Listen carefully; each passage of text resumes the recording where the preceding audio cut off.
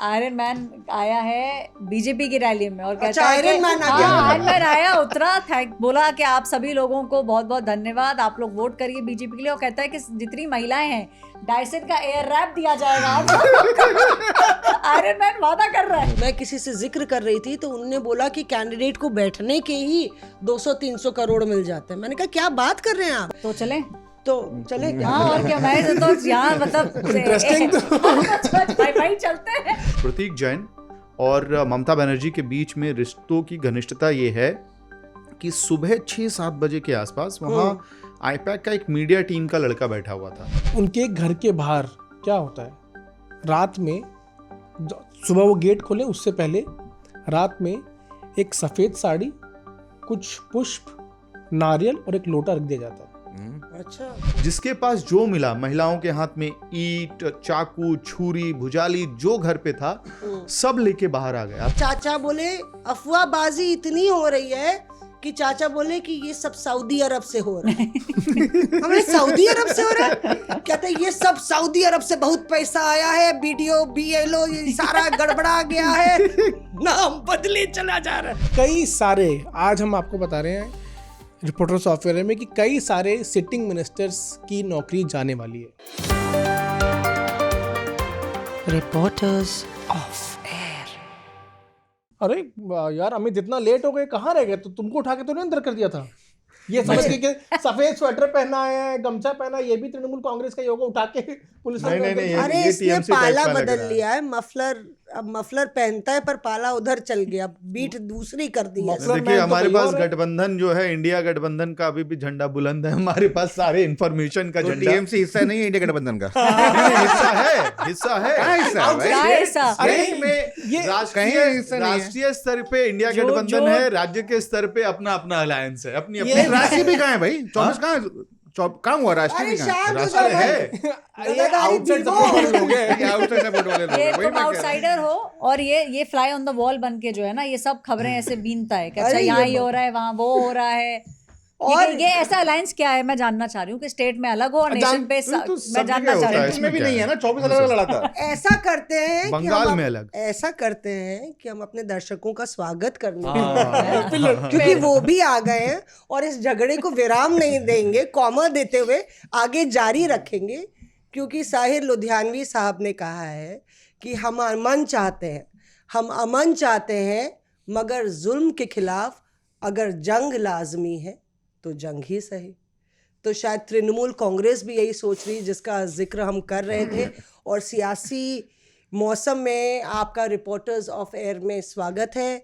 दिल्ली में पारा लगातार गिर रहा है ठंड का। हम लोग अपने कोट, मफलर, स्वेटर के साथ यहाँ स्टूडियो में भी मौजूद है क्योंकि कड़ाके की सर्दी है, लेकिन सियासी पारा लगातार चढ़ा हुआ है। आज तो बारिश भी हो गई थी।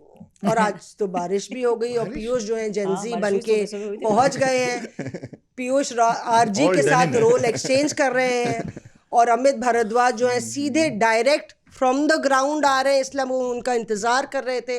और यही खासियत है रिपोर्टर्स ऑफ एयर की। क्या खासियत है कि हम लोग पर्दे के पीछे की कहानियाँ आपको सुनाते हैं। आप हमको लाइक और सब्सक्राइब कीजिए, हमारा शो देखिए, कमेंट ज़रूर दीजिए। और हम लोग शुरू करते हैं आज की पारी, क्योंकि पूरब से लेके पश्चिम तक सियासी दंगल छिड़ा हुआ है, चाहे वो महाराष्ट्र हो या बंगाल का सियासी अखाड़ा। और उसकी आग और तपिश यहाँ दिल्ली में महसूस हो रही है। हमारे सारे धुरंधर ग्राउंड ज़ीरो वाले रिपोर्टर्स यहाँ पे मौजूद हैं।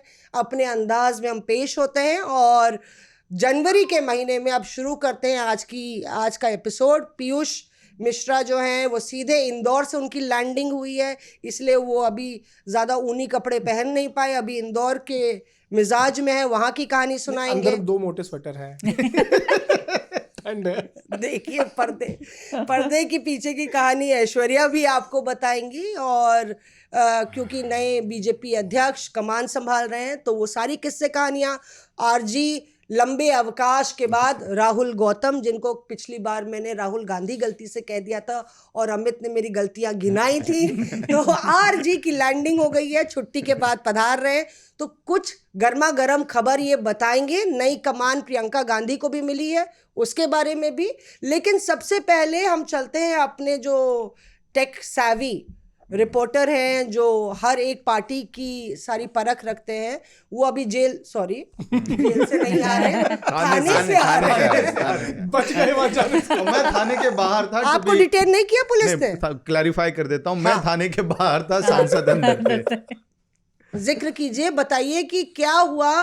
तृणमूल कांग्रेस के सांसद सब धरने पर बैठ गए, उसके बाद की कहानी बताइए, कौन कौन था?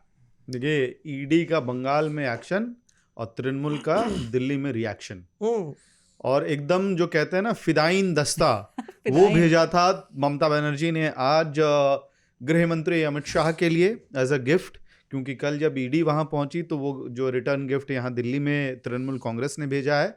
और इतना ज़्यादा सरप्राइजिंग था वो, आप समझिए कि पुलिस वालों को नहीं समझ में आया। जो कर्तव्य भवन नया दफ्तर है गृह मंत्रालय का और बिल्कुल इंडिया गेट पे है, वहां पुलिस वाले देख रहे हैं कि हो क्या रहा है, कि 4 तृणमूल कांग्रेस के सांसद बैठे हुए हैं, हाथ में छोटे छोटे प्रिंट आउट्स रखे हुए हैं, और 9:30 या 32 पे वो फोटो भेजी गई। उससे पहले एक छोटा सा मुझे वो दिया गया था कि अब खेल होने वाला है, और जितनी देर में हमारी गाड़ी घूमती, वहाँ ट्रैफिक जाम लग गया, Delhi police was taken aback, और फिर रीइंफोर्समेंट भेजी गई, खींचा गया सांसदों को, जैसे तैसे गाड़ी के अंदर भरा गया।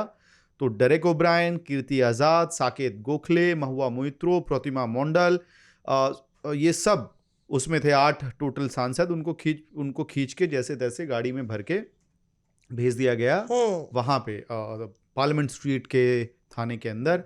प्रतिमा मंडल बाहर आई थी एक बार कागज लेने के लिए, मैंने कहा बात करते हुए जाइए, कह रही नहीं हम अभी भी डिटेंशन में, अभी कैसे बात करेंगे। तो ये कुल मिला के गृह मंत्रालय के दफ्तर से लेकर पार्लियामेंट स्ट्रीट तक की कहानी, और इतना टेकन अबैक था कि कुछ लोग तो गृह मंत्री के घर पहुंच गए। अच्छा, ये सोच के कि कहीं वहां प्रोटेस्ट तो नहीं हो रहा ये है। नया लोकेशन कर्तव्य भवन जो आई थिंक नया ऑफिस दफ्तर है। हाँ, कितने सेकंड के लिए या कितने मिनट के लिए बैठे हुए थे सांसद? मुझे लगता है 15 मिनट में ये पूरा जो है खेल वहां पे 15 से 20 मिनट में सिमट गया, क्योंकि वो बहुत सेंसिटिव जगह है वहां, और इस समय सारे अधिकारी, ब्यूरोक्रेट्स, कर्मचारी अपने अपने सरकारी दफ्तरों में जा रहे होते हैं, ट्रैफिक मूव आउट कर रहा होता है, तो उतनी ही देर में पूरा रायता फैल गया वहां ट्रैफिक के लिहाज से। 26 जनवरी की तैयारियों में चल रही है। तृणमूल कांग्रेस का काम हो गया। बंगाल में कल ममता बनर्जी ने, तृणमूल की सुप्रीमो ने स्पष्ट रूप से कहा था, प्रधानमंत्री को मैसेज दिया था कि आप अपने गृह मंत्री को संभाल लीजिए। और देखिए आज मैसेज का एग्जीक्यूशन दिल्ली में हो गया, गृह मंत्रालय के बाहर तृणमूल का प्रदर्शन। और आज हमारे पास काफी सारे विस्फोटक इनसाइडर इंफॉर्मेशन है जो हम आगे साझा करेंगे, ताकि दर्शक हमारे स्किप ना करें, ये पूरा एपिसोड देखते रहें। ये हुक बहुत जरूरी है, हुक दिया है ये, बहुत जरूरी है। नहीं, मैं ये जिक्र कर रहे थे तो कल का जिक्र हुआ, और किस तरीके से आईपैक के प्रतीक जैन जो चीफ है आईपैक के, उनके वहाँ से जो दस्तावेज उठाए गए।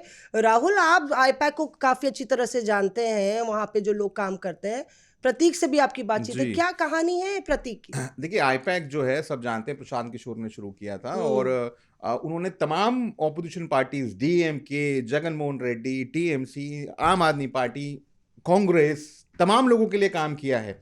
उसके बाद उन्होंने दूरी बनाई और फिर प्रतीक जैन जो है वो बने डायरेक्टर। उनके पास पूरी कमान आई आईपैक की, और आईपैक के पास आज की डेट में आप जहाँ तक मेरी जानकारी है, उनके पास एक ही क्लाइंट है, वो टीएमसी है। और जब मैंने उनका इंटरव्यू किया था प्रतीक जैन का, तब मैंने उनसे समझने की कोशिश की थी कि आखिर वो करते क्या हैं, ये पॉलिटिकल कंसल्टिंग होती क्या चीज़ है, ये किस चिड़िया का नाम है, इससे नेताओं को क्या फ़ायदा होता है, पॉलिटिकल पार्टी को क्या फ़ायदा। तो उन्होंने बताया, देखिए अगर आप अध्यक्ष हैं तो आपके अगल बगल ऐसे लोग होंगे जिनके वेस्टेड इंटरेस्ट होंगे। ऐसे में आईपैक की एंट्री होती है, वो आपको एक करेक्ट इन्फॉर्मेशन देते हैं ताकि आप एक सही डिसीजन ले पाए। वो आपको ये बताएंगे कि आप इस उम्मीदवार को टिकट दीजिए, इस उम्मीदवार को मत टिकट दीजिए। ये जो गुटबाजी होती है जो हर पार्टी में होती है, उससे बचने का एक तरीका होता है सर्विस। वो सर्विस का काम आईपैक करता है। उसके बाद जो पॉलिसी बनाई जाती है किसी भी स्टेट गवर्नमेंट के द्वारा, क्योंकि आपने वायदे किए होते हैं मैनिफेस्टो के अंदर, ये सारा का सारा काम आईपैक को आप ऐसे मत जानिए कि उन्होंने चुनाव के बाद काम करना बंद कर दिया। वो अभी भी काम कर रहे थे। अच्छा, वो लगातार गवर्नेंस के अंदर भी वो हेल्प करते हैं। पॉलिसी मेकिंग डिसीजंस जो होते हैं उसमें भी वो अपना इनपुट देते हैं। आप इसको ऐसे मानिए कि जैसे एनएससी हुआ करती थी, आपको याद है? हाँ, नेशनल एडवाइजरी काउंसिल। बिल्कुल बिल्कुल, वो पॉलिसी बनाती तो नहीं थी लेकिन पॉलिसी के लिए रिकमेंडेशंस भेजा करते थे। उसी प्रकार से वो लोग डेटा इकट्ठा करते हैं। वो तमाम चीजें अब ममता बनर्जी कह रही हैं, और जाहिर है प्रतीक जैन बहुत क्लोज थे, उनके ऑफिस गई थी ममता बनर्जी जीतने के बाद उनको बधाई देने के लिए, तो काफी क्लोज हैं। और उनके यहाँ पे जो कल हुआ हमने देखा किस तरीके से फाइल, जाहिर है आप ये मान के चलिए कि ये पॉलिटिकल इशू बनेगा बड़ा वहां पर बन बंगाल गया के है अंदर। वो तो। इसमें एड ऑन दे देता हूँ हाँ, वैसे। हाँ, अप्रत्याशित कई रूप में रहा कल ईडी का जो रेट था। पहली बार किसी पॉलिटिकल कंसल्टेंट कंपनी पे एनफोर्समेंट डायरेक्टरेट ने रेड की है इस तरह से, जिस राज्य में इलेक्शन है। तो ये एक पेंडोरास बॉक्स खोलने जैसा है कि अब आगे क्या डीएमके जहां पावर में है वहां ऐसा करेगी, या बंगाल में। और मुझे इन्फॉर्मेशन दी गई वहीं तृणमूल की तरफ से कि ये हमारा जहां दफ्तर है आईपैक का, गोदरेज जो लेक व्यू के साथ वो दफ्तर है, बहुत शानदार सा बड़ा सा बिल्डिंग है उसके साथ, वहीं से बगल में नेशन विद नमो का भी दफ्तर है कुछ 100 मीटर की दूरी पे। तो एक टीजर भरता कि क्या ये किया जाए। ममता बनर्जी ने कल तो कहा ही कि अगर हम आपके पार्टी ऑफिस पे कर देंगे तो, नंबर 1। नंबर 2, आप रिश्तों की बात क्योंकि राहुल कर रहे थे, प्रतीक जैन और ममता बनर्जी के बीच में रिश्तों की घनिष्ठता ये है कि सुबह 6-7 बजे के आसपास वहाँ आईपैक का एक मीडिया टीम का लड़का बैठा हुआ था, अच्छा, जो ओवरनाइट बैठा होता है चीजें ड्राफ्ट करने के लिए।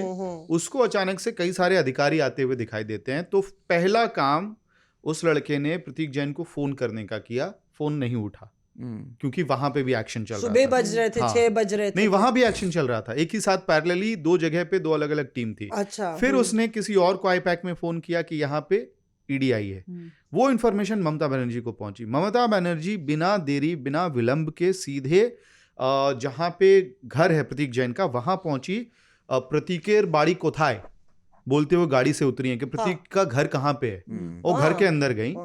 अप्रत्याशित किस रूप से अब होता है कि आमतौर पे जब ईडी का एक्शन होता है घर के अंदर एक्सेस लोगों को नहीं मिलता है। ममता बनर्जी प्रतीक जैन के घर के अंदर गई, प्रतीक से मिली, उनकी वाइफ से मिली, प्रतीक के बच्चे से मिली, और ये सब कुछ ईडी के ऑफिसर्स के सामने उन्होंने एग्जीक्यूट किया। तो ये अपने आप में एक अनप्रेसिडेंटेड इंसिडेंट है, और दोनों के बीच में जो घनिष्ठता है वो। इसके साथ साथ मुझे ये भी बताया गया तृणमूल कांग्रेस के बहुत ही खासम खास, जिनके पास सारी डिटेलिंग वो नोट कर रहे थे जब ये सब कुछ हो रहा था, कि अंदर से ना केवल वो फाइल लेके आई, प्रतीक का फोन भी लेकर आई। उन्होंने बात कहा कि ये फोन तो ले जाएंगे, इस पे मेरी बात होती है रोज। और 2 दिन पहले भी प्रतीक जैन अभिषेक बैनर्जी के साथ एक बीरभूम में थे, वहां स्ट्रैटेजी, वहां क्योंकि रैली वैली थी तो स्ट्रैटेजी डिस्कस हो रही थी। और हर दिन कितने मैसेजेस होते हैं नेताओं के बीच में, तो और स्ट्रैटेजिस्ट दीदी वो फोन भी ले गई, फोन लेके आ गई वो बाहर। वो कहते हुए कि अब ये ले जाएगी ईडी इसको जो है रख लेगी, सारा डेटा चोरी कर लेगी। और इसके साथ ये भी इनका दावा है, क्योंकि हम लोग और आगे चर्चा करेंगे कि कितना सेंसिटिव डेटा होता है। वो कह रहे हैं एसआईआर का पूरा डेटा आईपैक के ऑफिस में रखा हुआ है, बूथ लेवल का जो कार्यकर्ताओं का डेटा है तृणमूल का वो आईपैक के ऑफिस में रखा हुआ है। और कितना सेंसिटिव होता है डेटा ये आगे डिस्कस करेंगे, फिर हुक लगा के मैं छोड़ दे रहा हूँ। ऐश्वर्या से पूछ लेते हैं और पीयूष से भी, क्योंकि देखिए दोनों लोग बहुत ही गहनता से बीजेपी की बीट भी कवर करते हैं। पहले से ही ममता बनर्जी बोल रही है ऐश्वर्या कि जो तो ही करो हमला, अब आर जीतबे बांग्ला। तो उनको पहले से ही मालूम था कि हाँ जो है हमला आने वाला है और हम लोग जीत के रहेंगे। तो भाई क्या है मतलब ईडी को इतना सक्रिय करना चुनाव के दौरान आखिर का है? देखिए इसके अंदर बीजेपी के पास डेटा फेटा तो होगा ना। बीजेपी के पास सारा डेटा है। बीजेपी ये भी जानती है कि ममता बनर्जी स्ट्रीट फाइटर हैं, तो उनसे लड़ाई आप स्ट्रीट फाइट के अंदर ही कर सकते हैं। उनसे लड़ाई किसी एसी कैबिन के अंदर बैठ के नहीं हो सकता। और 21 में वो ये चीज़ देख चुके हैं। गजेंद्र सिंह शेखावत जो अब मंत्री हैं, यूनियन मिनिस्टर हैं, तो बीजेपी का जो स्टाइल है कि भाई ज़्यादातर मंत्री, ज़्यादातर बड़े जो नेता हैं वो सब उस स्टेट के अंदर पहुंच जाते हैं, प्रवास भी करने लगते हैं। ठीक। 2021 के अंदर आप देखिए वायलेंस की जो हम बात करते हैं, पोस्ट पोल तो था ही, ड्यूरिंग इलेक्शन भी बहुत ज़्यादा वायलेंस था।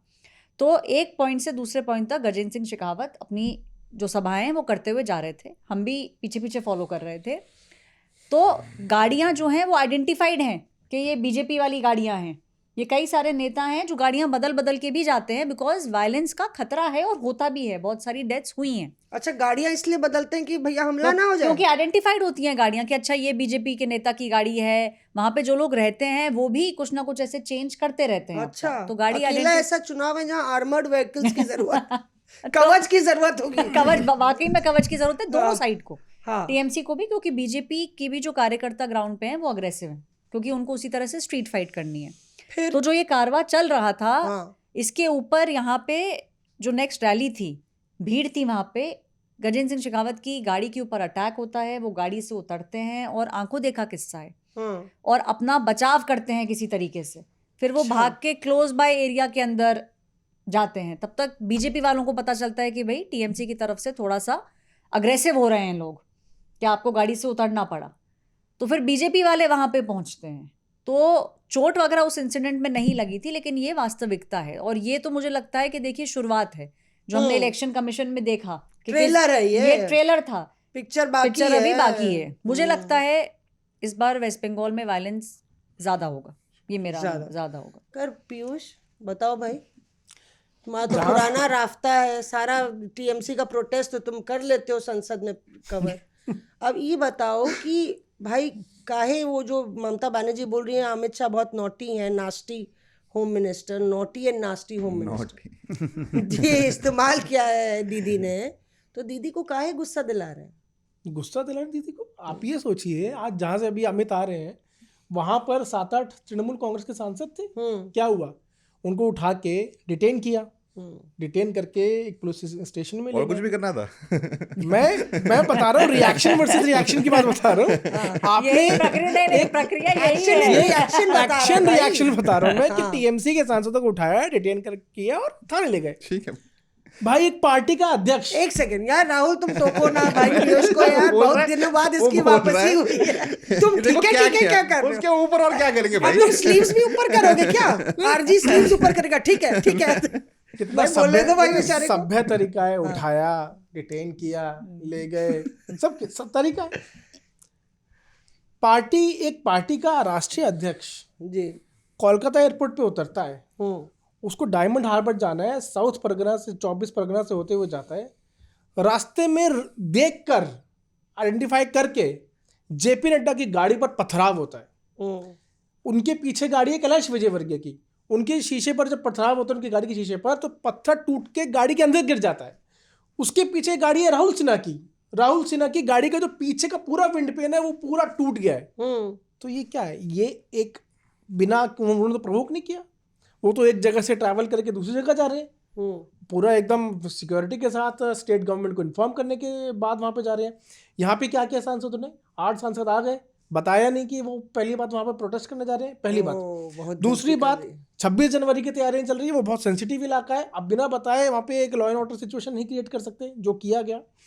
तीसरी बात जो अमित ने बताया कि ममता बनर्जी घुस गई अंदर, फाइल उठा लिया, फोन उठा लिया, वो है कौन?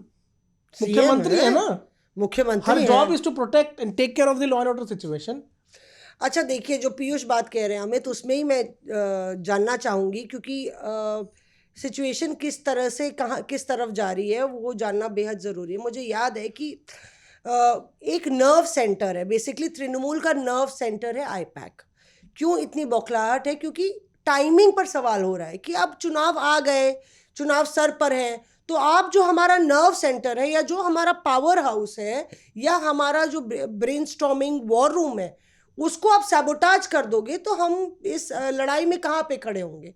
और ये पहले से ही मुझे याद है संसद से ही अभिषेक बैनर्जी इसकी भूमिका बना रहे थे कि इस तरीके की चीज़ें होने वाली हैं। तो क्या ये बतौर स्ट्रैटेजी बैटल हार्डेंड है तृणमूल कांग्रेस? पर्दे के पीछे क्या चल रहा है इसमें?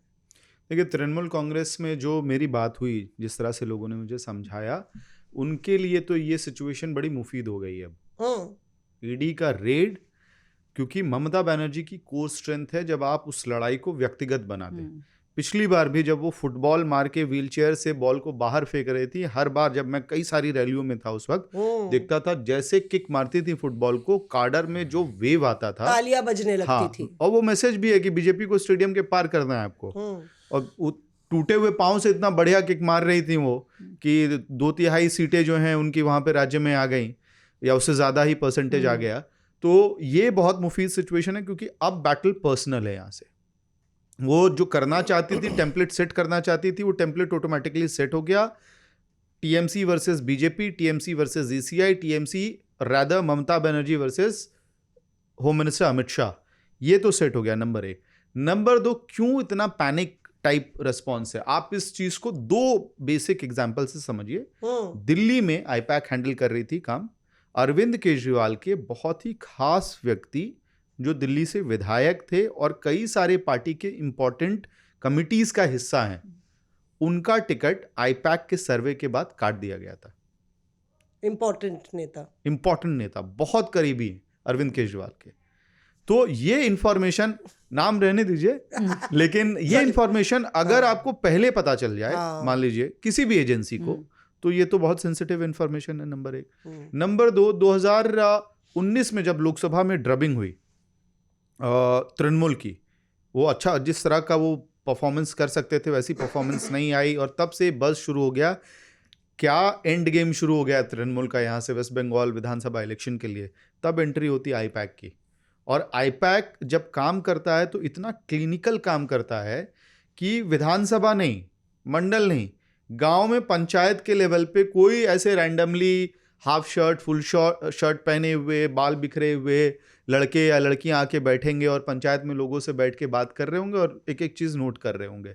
उनको लगेगा कोई न्यूज़पेपर वाला है, कोई सर्वे वाला है, कोई जो है पीएचडी स्कॉलर आया हुआ है, पता चला आईपैक के बच्चे हैं। और ये सब आईआईएम तो आप छोड़ दो, हार्वर्ड से भी पढ़े हुए लोग वहां पे काम कर रहे हैं। और ये डेटा ले जाके फिर वहां पे फाइनल डेटा शीट बनती है। और आखिरी इंफॉर्मेशन आप समझो, मैं नंदीग्राम में था और नंदीग्राम की लड़ाई जब ग्राउंड पे मैं था तो ममता बनर्जी के बहुत करीबी एक राज्यसभा सांसद को जिम्मेदारी दी गई थी वहाँ डे टू डे कैंपेनिंग को हैंडल करना। 3-4 दिन जब मैंने वहाँ बिताए नंदीग्राम में, तो शाम में मैं कैंपेन ऑफिस हेडक्वार्टर में उनके साथ बैठा हुआ था। मैंने कहा कि आपकी स्थिति खराब है और ख़ासतौर पे महिलाओं के खिलाफ रेप या जिस तरह के मामलों की चर्चा शुभेंदु अधिकारी कर रहे हैं, ये नैरेटिव बन रहा है और मुस्लिम वर्सेस हिंदू का नैरेटिव बन रहा है। इतने वरिष्ठ नेता ममता बनर्जी के करीबी, उनके अपनी कॉन्स्टिट्यूएंसी के इंचार्ज, उन्होंने मेरी बात को रिजेक्ट कर दिया। कट टू मैं आईपैक के ऑफिस में बैठा हूं क्योंकि फीडबैक आमतौर पे सारी पार्टियां आपसे पूछते हैं, आप किसी भी राज्य में बीजेपी के भी लोग पूछते हैं आपसे, तृणमूल के भी लोग क्या पूछते हैं चल रहा है। और क्योंकि मैं रिपोर्ट कर ही चुका था तो इसमें कोई बहुत ज्यादा वैसा छुपा हुआ इन्फॉर्मेशन नहीं था। उन्होंने मुझसे पूछा, बहुत सीनियर कोई आईपैक के ऑफिशियल थे, उन्होंने मुझसे पूछा, मैंने पॉइंट दर पॉइंट बताया, उन्होंने नोट किया और अग्री किया कि हम इन कारणों से ही नंदीग्राम में पीछे चल रहे हैं। रिजल्ट क्या हुआ? ममता बनर्जी चुनाव हार गई। तो आप ये समझिए कि जो राहुल बात कह रहे थे कि पार्टी में लोगों का वेस्टेड इंटरेस्ट होता है, इसलिए वो इंफॉर्मेशन ऊपर फ्लो नहीं करेगा, लेकिन आईपैक इंफॉर्मेशन ले रही है और एक्सेप्ट कर रही है। तो कितना क्लिनिकल डेटा आईपैक के पास होता है, इसलिए पैनिक बटन दबा है। और अब बैटल पर्सनल है। पर्सनल बैटल जब होता है तो तृणमूल या ममता बनर्जी कई बार इसका फायदा उठाती है और अभिषेक बनर्जी ने अब उस पर लीड लेना शुरू कर दिया है ग्राउंड। हम पोल वॉलेंस की बात करें, मुझे एक छोटा सा किस्सा याद आया। पिछली बार जब चुनाव हो रहे थे, एक बहुत बड़े नेता से हम बैठ के बात कर रहे थे, तो उन्होंने बताया कि उनके कार्यकर्ता उनके पास आते हैं और बताते हैं कि सर ऐसी स्थिति हो गई है कि अगर एक गली में या एक कॉलोनी में पता चल जाए तृणमूल कांग्रेस के लोगों को कि ये कॉलोनी, ये गली बीजेपी समर्थन है, बीजेपी को समर्थन करेगी और जाके वोट करेंगे बीजेपी को, तो उनके घर के बाहर क्या होता है, रात में सुबह वो गेट खोले उससे पहले रात में एक सफ़ेद साड़ी, कुछ पुष्प, नारियल और एक लोटा रख दिया जाता है। अच्छा। और रखने के बाद ये मैसेज दिया जाता है, उसका मैसेज ये होता है कि अगर बीजेपी को वोट करोगे तो ये साड़ी पहन लेना। यानी कि जो घर में आपके मतलब इंडिकेशन जो मेल हैं वो बचेंगे नहीं। और ये कारण होता है कि लोग जो है वो डर के मारे फिर वो वोट करते हैं तृणमूल को। तो अब पोल बंगाल के बीजेपी के लीडर बता रहे थे। बंगाल के बीजेपी के लीडर्स बता रहे थे कि उनके पास कार्यकर्ता आके ये बता रहे हैं। और पोस्ट पोल वायलेंस में एक जब टीम यहाँ से भेजी गई थी, आपको याद होगा पिछली बार जब टीएमसी गवर्नमेंट बनी और उसके बाद एक टीम फॉर्म की गई थी जेपी नड्डा के द्वारा, जिसमें कई सांसद सीनियर एमपीज जो है वो बीजेपी के गए थे देखने के लिए कि क्या स्थिति वहाँ पर है, किस तरह से कार्यकर्ताओं के साथ मारपीट हुई है। एक इलाके में वो गए बंगाल के, और उस इलाके के अंदर एक बड़ा सा ऑडिटोरियम, वहाँ पे सिर्फ छुपे हुए डरे सहमे बीजेपी के कार्यकर्ता, और सब कार्यकर्ता कोई पिटा हुआ है, किसी का पैर टूटा हुआ है, किसी का सर फटा हुआ है, सब के सब घायल। एक बड़े हॉल में सब बैठे हुए डर के। लोगों ने अपने अपने गांव कस्बे छोड़ना शुरू कर दिए थे। इस तरह से पोल वायलेंस होता है वहाँ पे। बीजेपी का जो सबसे ज्यादा तो मैं सहम गया ये बात सुन के कि घर के बाहर सफेद साड़ी, कुछ पुष्प, नारियल और एक लोटा रख दिया जाता था कि अगर आप सबको वोट करेंगे तो ये साड़ी पहनिए। अच्छा, मैं इस पे थोड़ा सा दुकान आगे बढ़ानी पड़ेगी। हाँ बताइए। पर्सनल कहानी, एक छोटी सी कहानी है जो अभी चुनाव बहुत लंबे हैं, अगली बारी भी सुना सकते हैं कहानी हम लोग। हाँ बताइए। पीयूष जो बात कह रहा है उस पे एडिशन अच्छा, ये addition, है। हाँ, एडिशन ये है कि सुनारपुर एक जगह है बंगाल में, वहाँ प्रताप नगर गांव है। बीजेपी के हरन अधिकारी एक वहाँ पे बूथ लेवल काम करते थे, वर्कर थे। और चुनाव के पहले ही बहुत ज्यादा क्या होता है कि एक राज्य में जब पिछली बार बीजेपी ने अपने कार्यकर्ताओं को भरोसा दिला दिया था कि हम सत्ता में आ रहे हैं, तो उसकी वजह से कार्यकर्ता बहुत पम्प्ड अप थे, और गांव में जिस तरह से वो एक्ट कर रहे थे, वो तृणमूल को मैसेज दिया गया कि आप शांत रहो अभी। लेकिन काडर जो बंगाल का नेचर है, पहले कांग्रेस लेफ्ट, फिर लेफ्ट कांग्रेस, फिर जिससे ममता बनर्जी का राइज हुआ, और अब तृणमूल और बाकी पार्टियों की लड़ाई, पॉलिटिकल वायलेंस, हरन अधिकारी की हत्या हो गई, मर गए। डेड बॉडी जलाने के बाद उनके परिवार में मैं पहुंचा था, वहाँ घर पे छोटा सा घर था, सामने आंगन था, और अचानक से गांव में हंगामा होना शुरू हुआ। एकदम पैनिक स्ट्राइक हो गया, और ऐसा पैनिक था कि उनकी विधवा जो मुझसे बात कर रही थी, उनको जैसे तैसे उठा के घर के अंदर ले जाया गया। लोगों के हाथ कांप रहे थे लोहे के दरवाजे पे ताला लगाने में, और मैं वो ताला देख रहा हूँ, उनके चेहरे देख रहा हूँ, इतना छोटा सा ताला, छोटी सी चाबी, और वो ताला लग नहीं रहा है अंदर से। जब ताला लग गया तो उनको रियलाइज हुआ कि मैं इकलौता आदमी हूं जो उनके आंगन में खड़ा हूं। फिर से भाग के आए, दरवाजा खोला, और वो दरवाजा ऐसा भी था कि एक लात मारो अब तो टूट जाएगा, खुल जाएगा। उनको लग रहा था कि वो ताला लगा उन्होंने मुझे खींच के अंदर लेके आए वो, फिर अंदर लकड़ी का दरवाजा बंद किया। नेटवर्क नहीं आ रहा है, पैनिक है, और वहां सिक्योरिटी, उस गांव पे सिक्योरिटी डिप्लॉयड थी। वो वही टाइम था जब शिफ्ट चेंज हो रही थी पुलिस की। बाहर मेरा ड्राइवर था, ड्राइवर को मैंने जैसे तैसे फोन किया, वो जो शिफ्ट चेंज हो रही पुलिस थी उसको लेकर आने की कोशिश कर रहा था। नई पुलिस आ रही थी। लास्ट में उसने चिल्लाया पुलिस वाले पे, उसने कहा कि अंदर हंगामा हो गया है, जान जा सकती है लोगों की। फिर पुलिस भागते भागते भागते भागते अंदर आई। आधा घंटे बाद हम लोग को रियलाइज हुआ कि एक चोर था जो कहीं और से क्राइम करके आ रहा था, उसके पीछे पुलिस भाग के आ रही थी, वो गांव के अंदर घुस गया था बाइक लेके, उसकी वजह से पैनिक स्ट्राइक हो गया। और इतनी देर में मैं क्या देख रहा हूं, जब हम घर के बाहर निकले, सबके हाथ में छड़ी है, एक हमारे यहाँ भुजाली, एक वो हथियार होता है जो काली माँ के हाथ में आप देखते होंगे, जिससे वो वध करती हैं दानवों का, वो भुजाली लिए हुए लोग खड़े हैं। जिसके पास जो मिला, महिलाओं के हाथ में ईंट, चाकू, छुरी, भुजाली, जो घर पे था सब लेके बाहर आ गए। आप सोचिए किस तरह का टेरर पैनिक स्ट्राइक हुआ था। और मैं आज भी कह सकता हूं कि वो मेरे जिंदगी के सबसे डरावने आधे घंटे 45 मिनट होंगे। और ये बात मैं तब कह रहा हूं जब मैं ऑपरेशन सिंदूर कवर करके कश्मीर से आया था, पीर पंजाल इलाके से, तब भी violence is a reality in Bengal. देखिए, यही हकीकत जो है आपको रिपोर्टर्स ऑफ एयर में हम लोग बताते हैं। मतलब कई बारी ऐसी सिचुएशंस होती हैं कि हमें नहीं लगता कि हम कल का सुबह देख पाएंगे या नहीं, और यहाँ पे जो रिपोर्टर्स हैं वो ग्राउंड पर जाके इन खतरों का सामना करते हैं। और यही ईमानदारी और ऑनेस्टी आपको इस टेलीकास्ट में भी दिखती होगी जब आप सुनते हैं हमें, कि हम इसमें कुछ भी और ऐड नहीं करते, जो अपने पर्सनल अनुभव है वो बताते हैं। हम बंगाल से अब शिफ्ट करते हैं, उत्तर प्रदेश पे आते हैं, क्योंकि मैंने आपको बताया कि पूरी सियासी हलचल सब जगह चल रही है। SIR की आग उत्तर प्रदेश में भी पहुंची हुई है, और SIR को लेके ना सिर्फ विपक्षी नेताओं को या विपक्षी मुख्यमंत्रियों को आपत्ति है, यहाँ पे उत्तर प्रदेश में लगभग 3 करोड़ वोटरों के नाम कट गए हैं। मतलब 3 करोड़ डिलीशन हुए हैं, जिसको लेकर ना सिर्फ समाजवादी पार्टी बल्कि भाजपा सरकार भी सख्ते में है। चिंता जताई है योगी आदित्यनाथ ने, और उस पर चर्चा कर लेते हैं। और हमारी जो पूरी चुनाव आयोग की पूरी जो विशेषज्ञ एक्सपर्ट हैं वो इसकी कहानी बताएंगी। खुद ऐश्वर्या की जुबानी सुन लेते हैं। योगी जी, दिल्ली भी उन्होंने सियासी गलियारों में ये चिंता जाहिर की है, अपने कार्यकर्ताओं को बताया है कि तुम समझ लो जो 3 करोड़ और लगभग 2 करोड़ 89 लाख वोटर कटे हैं, तो उनमें बीजेपी के भी वोटर हैं। तो जरा 6 फरवरी तक ऐश्वर्या मौका है चौका मारने का हर एक पार्टी का कि नाम ऐड कर लो। क्या चल रहा है चुनाव आयोग, क्या मार्जिन ऑफ एरर है ज़्यादा, या फिर वाकई में नाम कटे हैं? सबसे पहले तो कई सारे ऑफिसर्स जो हैं चुनाव आयोग में कह रहे हैं कि ये नैरेटिव गलत है कि कटे हैं, नाम हटे हैं।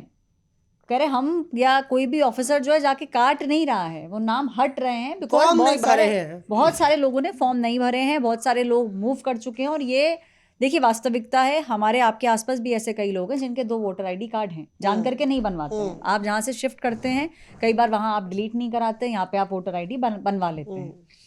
जो आप उत्तर प्रदेश की बात कर रही हैं, देखिए थोड़ा सा डेटा मैं आपको बताऊंगी। 10,000 की मार्जिन से जो 2022 में बीजेपी जीती थी सीट, वो सीट्स हैं लगभग 114।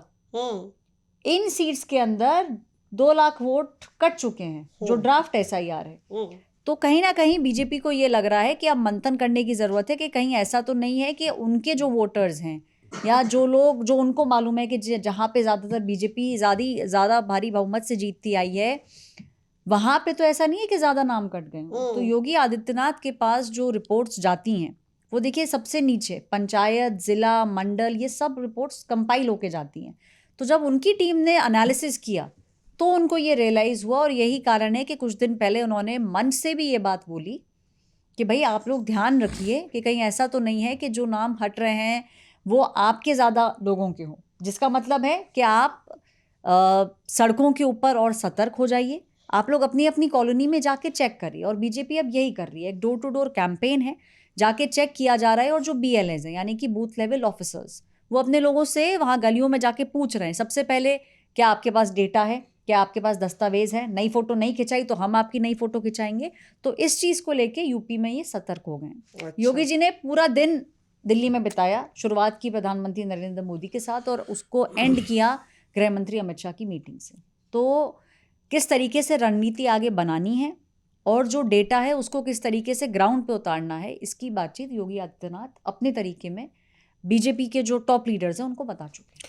देखिए कंसर्न दरअसल ये है, बीजेपी के कुछ नेताओं से हमारी बात हो रही थी तो उन लोगों का ये मानना है, इसी पर हमारी एक समाजवादी पार्टी के सांसद से भी बात हुई, बताऊंगा क्या हुआ। तो बीजेपी के नेता से जो बात हुई वो ये बता रहे हैं कि हुआ क्या है कि कुछ ऐसे शहरी इलाकों में वोट लोगों ने नहीं रजिस्टर करवाए क्योंकि उनके ऑलरेडी गाँव में वोट्स हैं। ठीक, क्या होता है कि कुछ लोग इलेक्शन का जिस दिन वोटिंग होती है उस दिन जो है उनको टाइम मिलता नहीं है, वो सोचते छुट्टी है आराम किया जाए, तो लोग चाहते हैं कि यार गांव जाएं कि ना जाएं, इस दुविधा में रहते हैं। लेकिन उनका घर, एक्चुअल घर क्या है, कहाँ पर है, गांव में है। तो गांव में जो नाम है उसी नाम को लोगों ने इस बार कंटिन्यू कराया और इसीलिए उसमें अपने नाम को ऐड नहीं कराया। पहले क्या होता था कि गाँव वाले इलाके में नाम ऐड हो जाया करते थे और वही उन्हीं के नाम की पर्ची आ जाया करती थी। अब ये कंसर्न कहीं ना कहीं बीजेपी के अंदर है कि शहरी इलाकों से वोट सबसे ज्यादा बीजेपी को पड़ता है और जब यहाँ पर वहीं से घटे हैं ज्यादा, वहाँ घटे, शहरी इलाकों में बहुत ज्यादा वोट घटे हैं क्योंकि शहर के लोगों ने जो नाम अपना कंटिन्यू कराया है रोल्स के अंदर, जो ड्राफ्ट आया है वो गांव के एड्रेस पर कराया है। और गांव में अगर आप जाए ना जाए इस बात की श्योरिटी नहीं, और अगर आप देखेंगे तो जो गांव के इलाके हैं वहाँ पर वोटर्स की संख्या बढ़ी है इस बार रूल्स में। ऐश्वर्या बता पाएंगे? हम इसमें एक सेकंड हम इसमें बताते हैं भैया, हम तो डायरेक्ट भुक्तभोगी है। ये हमारा जो वोटर कार्ड आया है, तो हम तिवारी जी को फ़ोन किए कि अरे तिवारी जी ये आ गया है रोल, तो हमारा नाम आया है कि नहीं? तो ये लीजिए, हमारा नाम आया है कुमानसानी सिंह।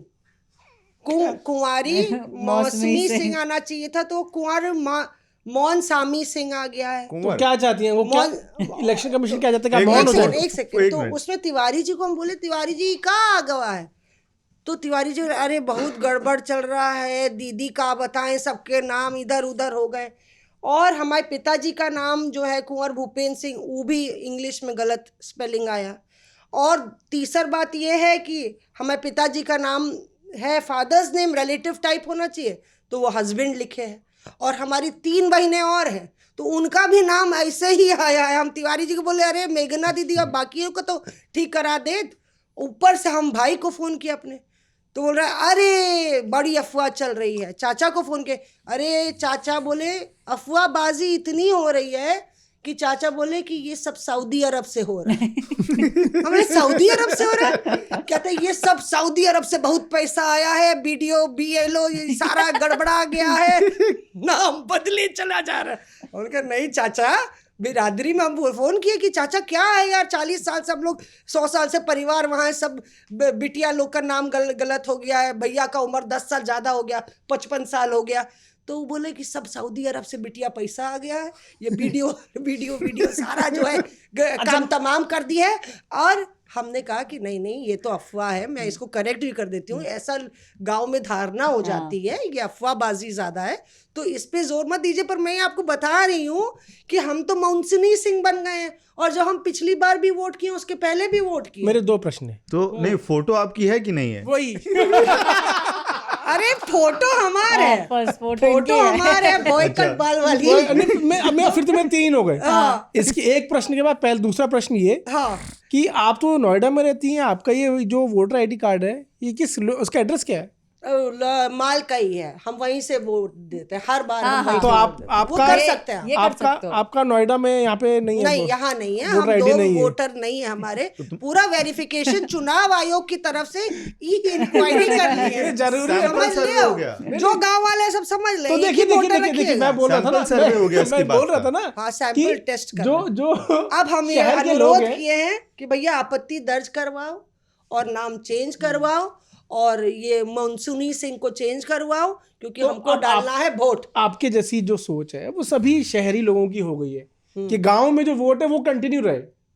दो वोट जो है ये तो आम बात है। तो पीयूष बने मनोचिकित्सक और सब सोच विचार करके सबकी सोच बता रहे। हम इसी सोच पे चर्चा करेंगे। अभी इनको थोड़ा सा किनारे लगाते हैं, तब तक आप लीजिए ब्रेक। इनको हटाओगे, कल को आप बोलोगे जी ये पेड़ रास्ते में आते हैं सारे काटो, ये पहाड़ रास्ते हमारे सारे हटाओ। देखिए आप बोल रहे हैं काटा है, लेकिन आप मुझे बताइए कितने लोग हैं पोल्यूशन से मरते हैं हर साल? आप मुझे बताइए कितने लोग हैं जो दारू पी के, सरकार ने दारू तो बंद नहीं की, अब वो बढ़ रहे हैं इतने क्योंकि आपने अपना कार्यक्रम ठीक किया नहीं है।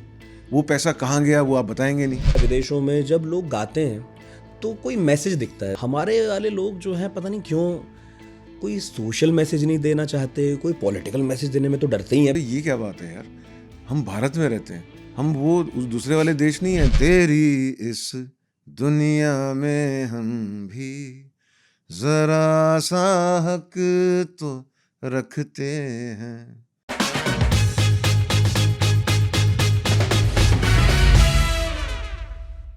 सबसे बढ़िया रहा राजकुमारी जी का नाम ही गलत कर दी है।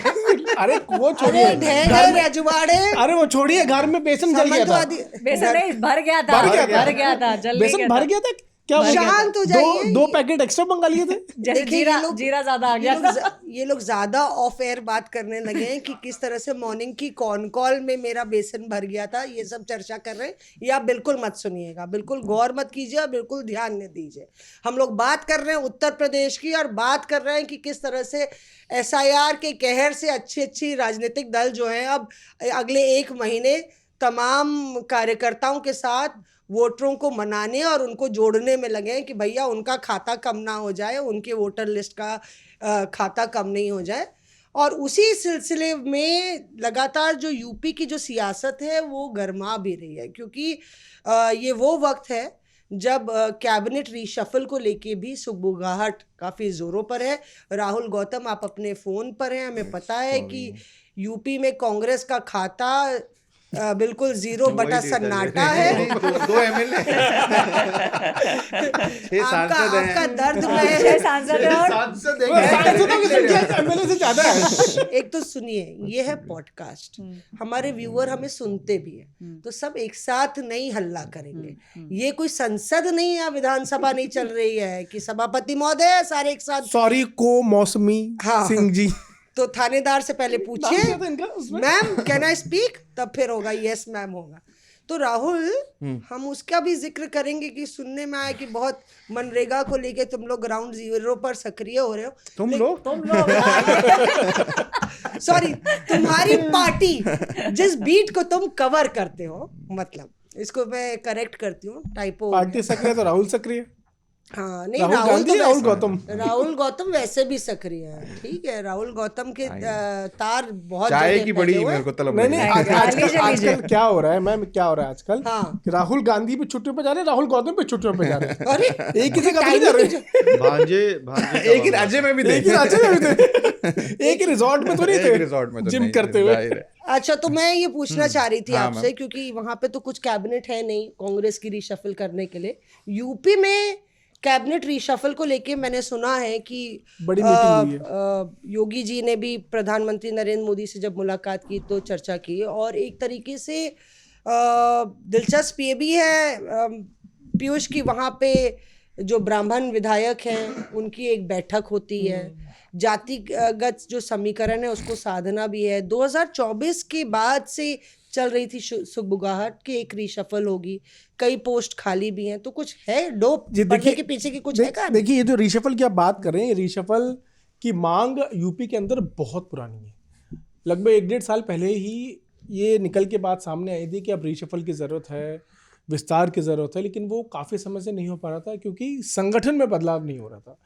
ये कहा गया था वहाँ पे कि संगठन में जैसी बदलाव होगा वैसे ही रीशफल होगा, तो संगठन में बदलाव हो गया और बड़ा बदलाव हुआ है। अध्यक्ष जो है वो पंकज चौधरी बन चुके हैं, कुर्मी समाज से आते हैं।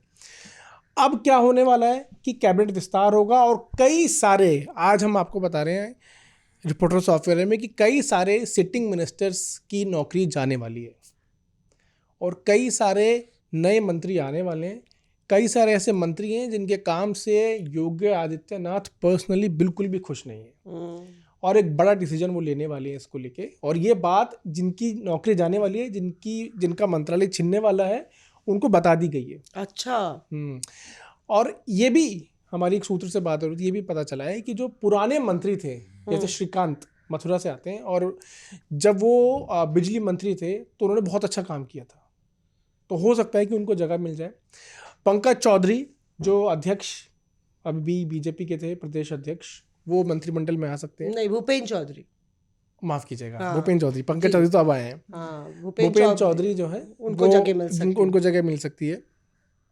इसी के साथ साथ कई सारे ऐसे ब्राह्मण चेहरे हैं जो आपको इस बार मंत्रिमंडल के अंदर दिखाई देंगे। उसका कारण यह है, जो पिछले कुछ दिनों में ब्राह्मण समुदाय को लेकर जो राजनीति हुई है, जो विधायकों की बैठक हुई है, उसके बाद कुछ ब्राह्मण जो विधायक हैं उनमें नाराज़गी भी हो गई थी, क्योंकि ओपनली ये कह दिया गया था कि इस तरह के जो मीटिंग्स हैं वो आप नहीं कर सकते। हालांकि कुर्मी एमएलए किसने, मतलब मुझे लगता है फटकार भी उनको पड़ी ना ज्यादा, प्रदेश अध्यक्ष से उन्होंने ओपनली कह दिया था कि इस तरह की चीज़ें टॉलरेट नहीं की जाएगी। पार्टी डेवलपमेंट एजेंडे पर चलती है, किसी एक जाति को आगे बढ़ाकर या किसी एक जाति के खिलाफ लेकर कोई बात नहीं चलती है, सभी को एक साथ लेकर चलने की बात होती है। लेकिन एक बात और है, किसी जो ब्राह्मण विधायकों की बैठक हुई इससे पहले और अलग अलग जातियों की अलग अलग बैठकें हो चुकी है, उस वक्त किसी ने भी किसी को कुछ नहीं कहा था। इस चीज को लेकर विधायकों की भी बैठक हुई इस चीज़ को लेकर थोड़ी नाराजगी हुई ब्राह्मण विधायकों के बीच में, तो इसीलिए कुछ ब्राह्मण समुदाय से लोग भी आ सकते हैं। और चुनाव का सिर्फ 1 साल बचा है वहाँ पर उत्तर प्रदेश में, और ये जो नए मंत्री होंगे, इन मंत्रियों के ऊपर पूरी तरह से जिम्मेदारी होगी कि वो पार्टी का एजेंडा, सरकार का एजेंडा कैसे लोगों के बीच में लेके जाएं। और जो मंत्री अभी हैं सिटिंग, वो हो सकता है कि वो संगठन में आ जाए, तो अच्छा। वो अपना एक्सपीरियंस सरकार वाला संगठन में इस्तेमाल करेंगे। जो संगठन के लोग हैं वो अपना एक्सपीरियंस सरकार के अंदर इस्तेमाल करेंगे। तो ये अंकित- रिशफल इस अंकित तरह के से हो मन में एक सकता है। सवाल आ रहा है, इसमें लखनऊ की कितनी चलेगी और दिल्ली की कितनी चलेगी, आप दोनों बताइए। नहीं, आप ये देखिए तीनों का अंकित संजय कॉम्बिनेशन की है। तरह सुन रहे ये हैं देखिए थोड़ा सा। कॉम्बिनेशन है। आपको वो तस्वीर याद होगी जब पिछली बार विधानसभा चुनाव हुआ था और नरेंद्र मोदी और योगी आदित्यनाथ मिले थे और कंधे पर हाथ रखा था योगी आदित्यनाथ के नरेंद्र मोदी जी ने, और उस पूरी तस्वीर की इतनी चर्चा हुई थी कि आप अंदाजा नहीं लगा सकते। तो मैं अब 3 लोगों की बात बता रहा हूँ, 3 ट्राई कॉम्बिनेशन जो है इसमें, नरेंद्र मोदी, योगी आदित्यनाथ और संगठन का जो इसमें तड़का है वो अमित शाह। जी। अगर ये तीनों तड़के एक साथ लग जाएं तो फिर सरकार तो खिचड़ी पक जाएगी, पकेगी और अच्छी खुशबू आएगी अच्छी इसमें खुशबू से। भी आएगी। मैं ऐश्वर्या से भी पूछूंगी। ऐश्वर्या, इसमें इन्होंने 2 नाम लिए, भूपेंद्र चौधरी का भी, श्रीकांत का भी।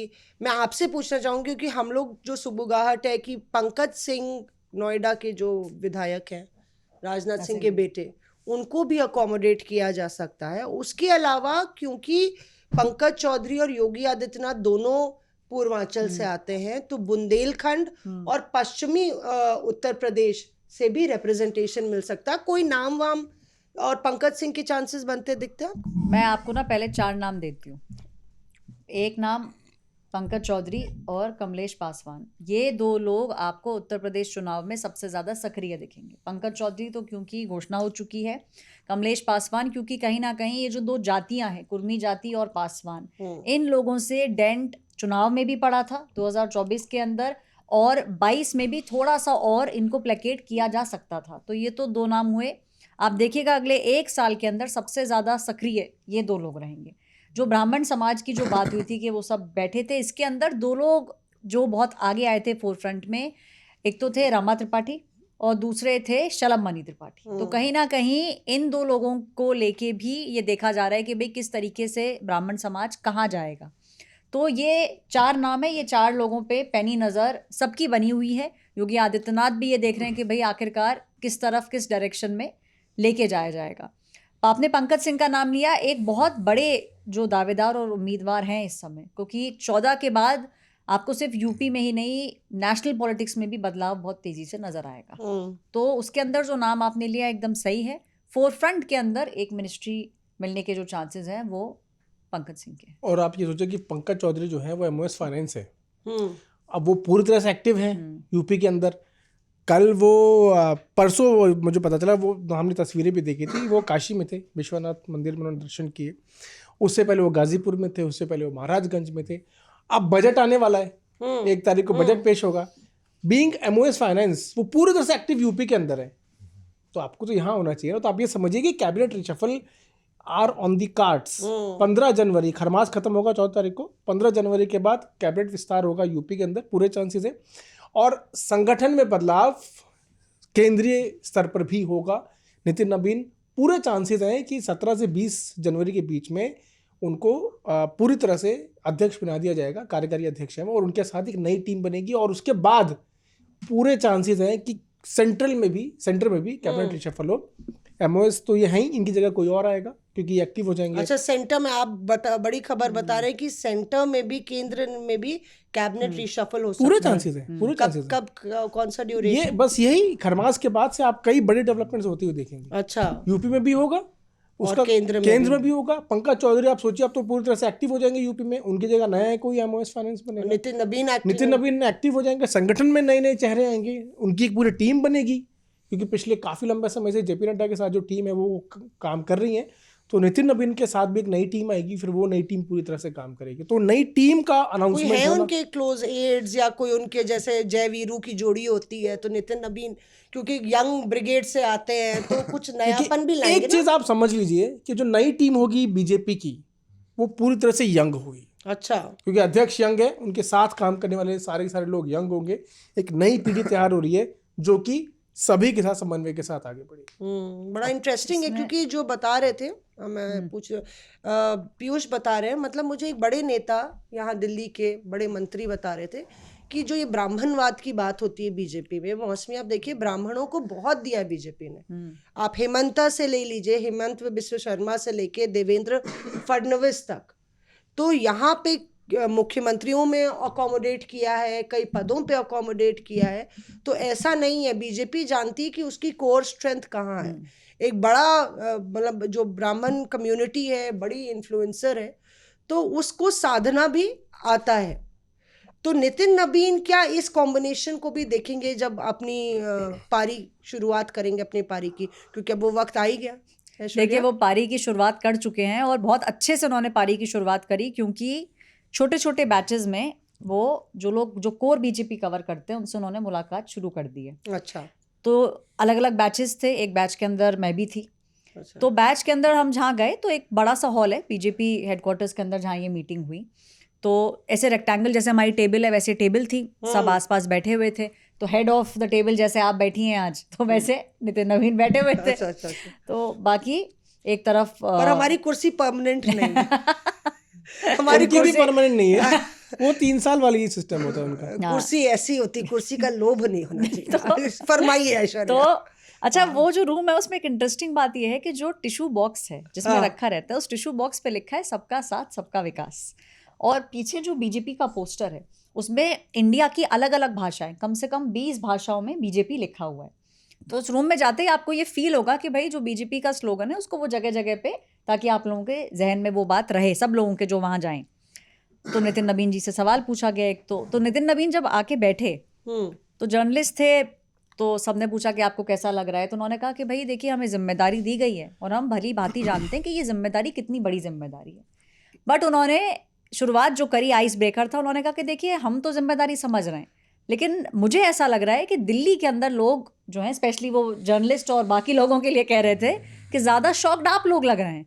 हमारा तो मतलब हाँ, बीजेपी को तो मालूम ही था, सबको मालूम था कि भाई अब जेपी नड्डा जो हैं वो जाएंगे, एक नई टीम आएगी। उन्होंने रिपोर्टर्स अफेयर तो नहीं देख लिया था पिछले एपिसोड? तो उन्होंने बोला कि हम तो समझ रहे हैं सब कुछ, पार्टी पूरी तरह से तैयार है, हम जानते हैं कौन से चुनाव आने वाले हैं, लेकिन आप लोग ज़्यादा शॉक लग रहे हैं। तो सारे जर्नलिस्ट ही थे, खैर सब हंस दिए इस बात पे। फिर उन्होंने बोला कि आप टीम की बात कर रहे हैं, मैं आपको ये बता दूं कि हर वर्ग और जिस सोसाइटी को जहाँ हमें ऐसा लगता है कि हमारा भी आउटरीच होना चाहिए और जो लोग अच्छा काम कर रहे हैं वो सब, उन सब को हमारी टीम में जगह मिलेगी, फर्स्ट एंड फॉरमोस्ट। दूसरा उन्होंने ये बात बोली कि ये जो आप देख रहे हैं सबका साथ सबका विकास, ये स्लोगन ही नहीं है, ये वास्तविकता है। तो टीम के अंदर ये दिखेगा। एक नाम जो बहुत ज़्यादा बज़ के तौर पे मैं बोल सकती हूँ, तमिलनाडु से अन्नामलाई। इस समय जो समझ में आता है, मैं कुछ लोगों से जिनसे मैंने बातचीत करी, तमिलनाडु में भी बातचीत करी, पीयूष गोयल जो तमिलनाडु को हेड कर रहे हैं, अब तमिलनाडु को देख रहे हैं, तो उनकी बातों से भी थोड़ा सा ऐसा लग रहा है कि हम देखेंगे कि तमिलनाडु के भी कुछ चेहरे अब आपको जनरल सेक्रेटरी के तौर पर या बीजेपी के अंदर नजर आएंगे। अन्नामलाई का नाम भी कॉरिडोर्स में घूम रहा है, और वो यंग है, उनका नाम कॉरिडोर्स में घूम रहा है। कांग्रेस, आप जानती हैं कि अभी उन्होंने पूरा असम को लेकर एक बिगुल बजा दिया है। उनका साफ तौर पर कहना है कि हम अपना बेस्ट फुट फॉरवर्ड रखेंगे इस मामले में। प्रियंका गांधी को जिम्मेदारी दी गई है। बहुत लोगों को जानकारी नहीं है, इसलिए मैं थोड़ा सा बता दूं कि पिछली बार जब चुनाव हुआ था 2021 के अंदर असम के अंदर, तब भूपेश बघेल को ऑब्जर्वर बनाकर भेजा गया था, आपको याद होगा। उसमें भी प्रियंका गांधी की बहुत बड़ी भूमिका थी। और प्रियंका गांधी के लिए अननोन टर्फ नहीं है असम, और उनका वहाँ पर जाने का सबसे बड़ा कारण है, जो मुझे एक कांग्रेस के बड़े नेता ने बताया, उसका सबसे बड़ा कारण ये है क्योंकि बहुत सारे लोग कॉम्प्रोमाइज्ड हैं हिमंता बिश्व शर्मा के साथ में।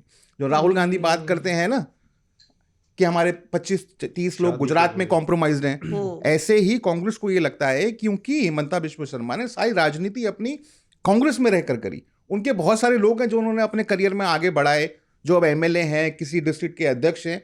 उन तमाम लोगों को आप कह सकते हैं चेकमेट करने के लिए प्रियंका गांधी अब जाएंगी, और वो ये इंश्योर करेंगी कि जो लोग कमिटेड हैं, जो कल लोग भागेंगे नहीं, या जो लोग कॉम्प्रोमाइज नहीं है, जो पास ऑन नहीं करेंगे, ऐसे लोगों को टिकट मिले। इसलिए प्रियंका गांधी स्क्रीनिंग कमेटी की चेयरमैन बनी है। और कैसे लोगों को वो लेकर आई है?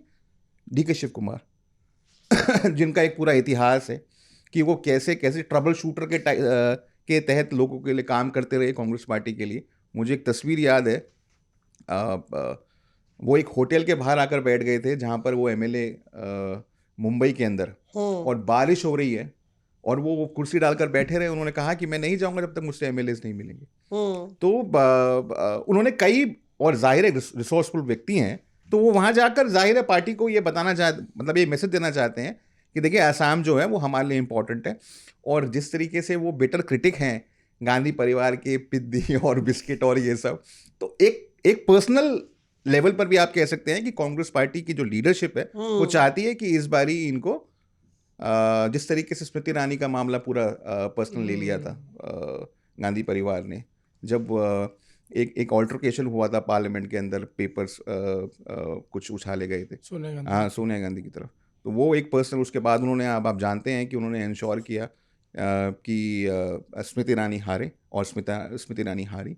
उसी प्रकार से उन्होंने इस प्रकार से इसको पर्सनल लिया हुआ है कि इस बारी हमारी कोशिश है कि हेमंता बिश्व शर्मा दोबारा मुख्यमंत्री ना बन सके। उसका नतीजा क्या होगा अब देखने वाली बात होगी, लेकिन कांग्रेस एसेंशियली ये पोर्ट्रे कम से कम कर रही है कि देखिए हम सिर्फ लड़ने के लिए नहीं लड़ रहे हैं, हम जीतने के लिए लड़ रहे हैं। तो यानी कि ये प्रियंका गांधी निपटाओ अभियान नहीं है।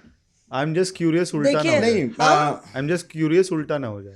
देखिए कांग्रेस वर्किंग कमेटी में जो मैं, राहुल भी जानते हैं इसको, कांग्रेस वर्किंग कमेटी में जो भूचाल आया संगठन को लेके, उसके बाद ये हुआ कि प्रियंका को कोई बड़ी जिम्मेदारी दी जाएगी या कुछ ऐसा होने वाला है। कोई लोग ने सोचा कि राज्यसभा की कवायद है, और जो बयान आए दिग्विजय के,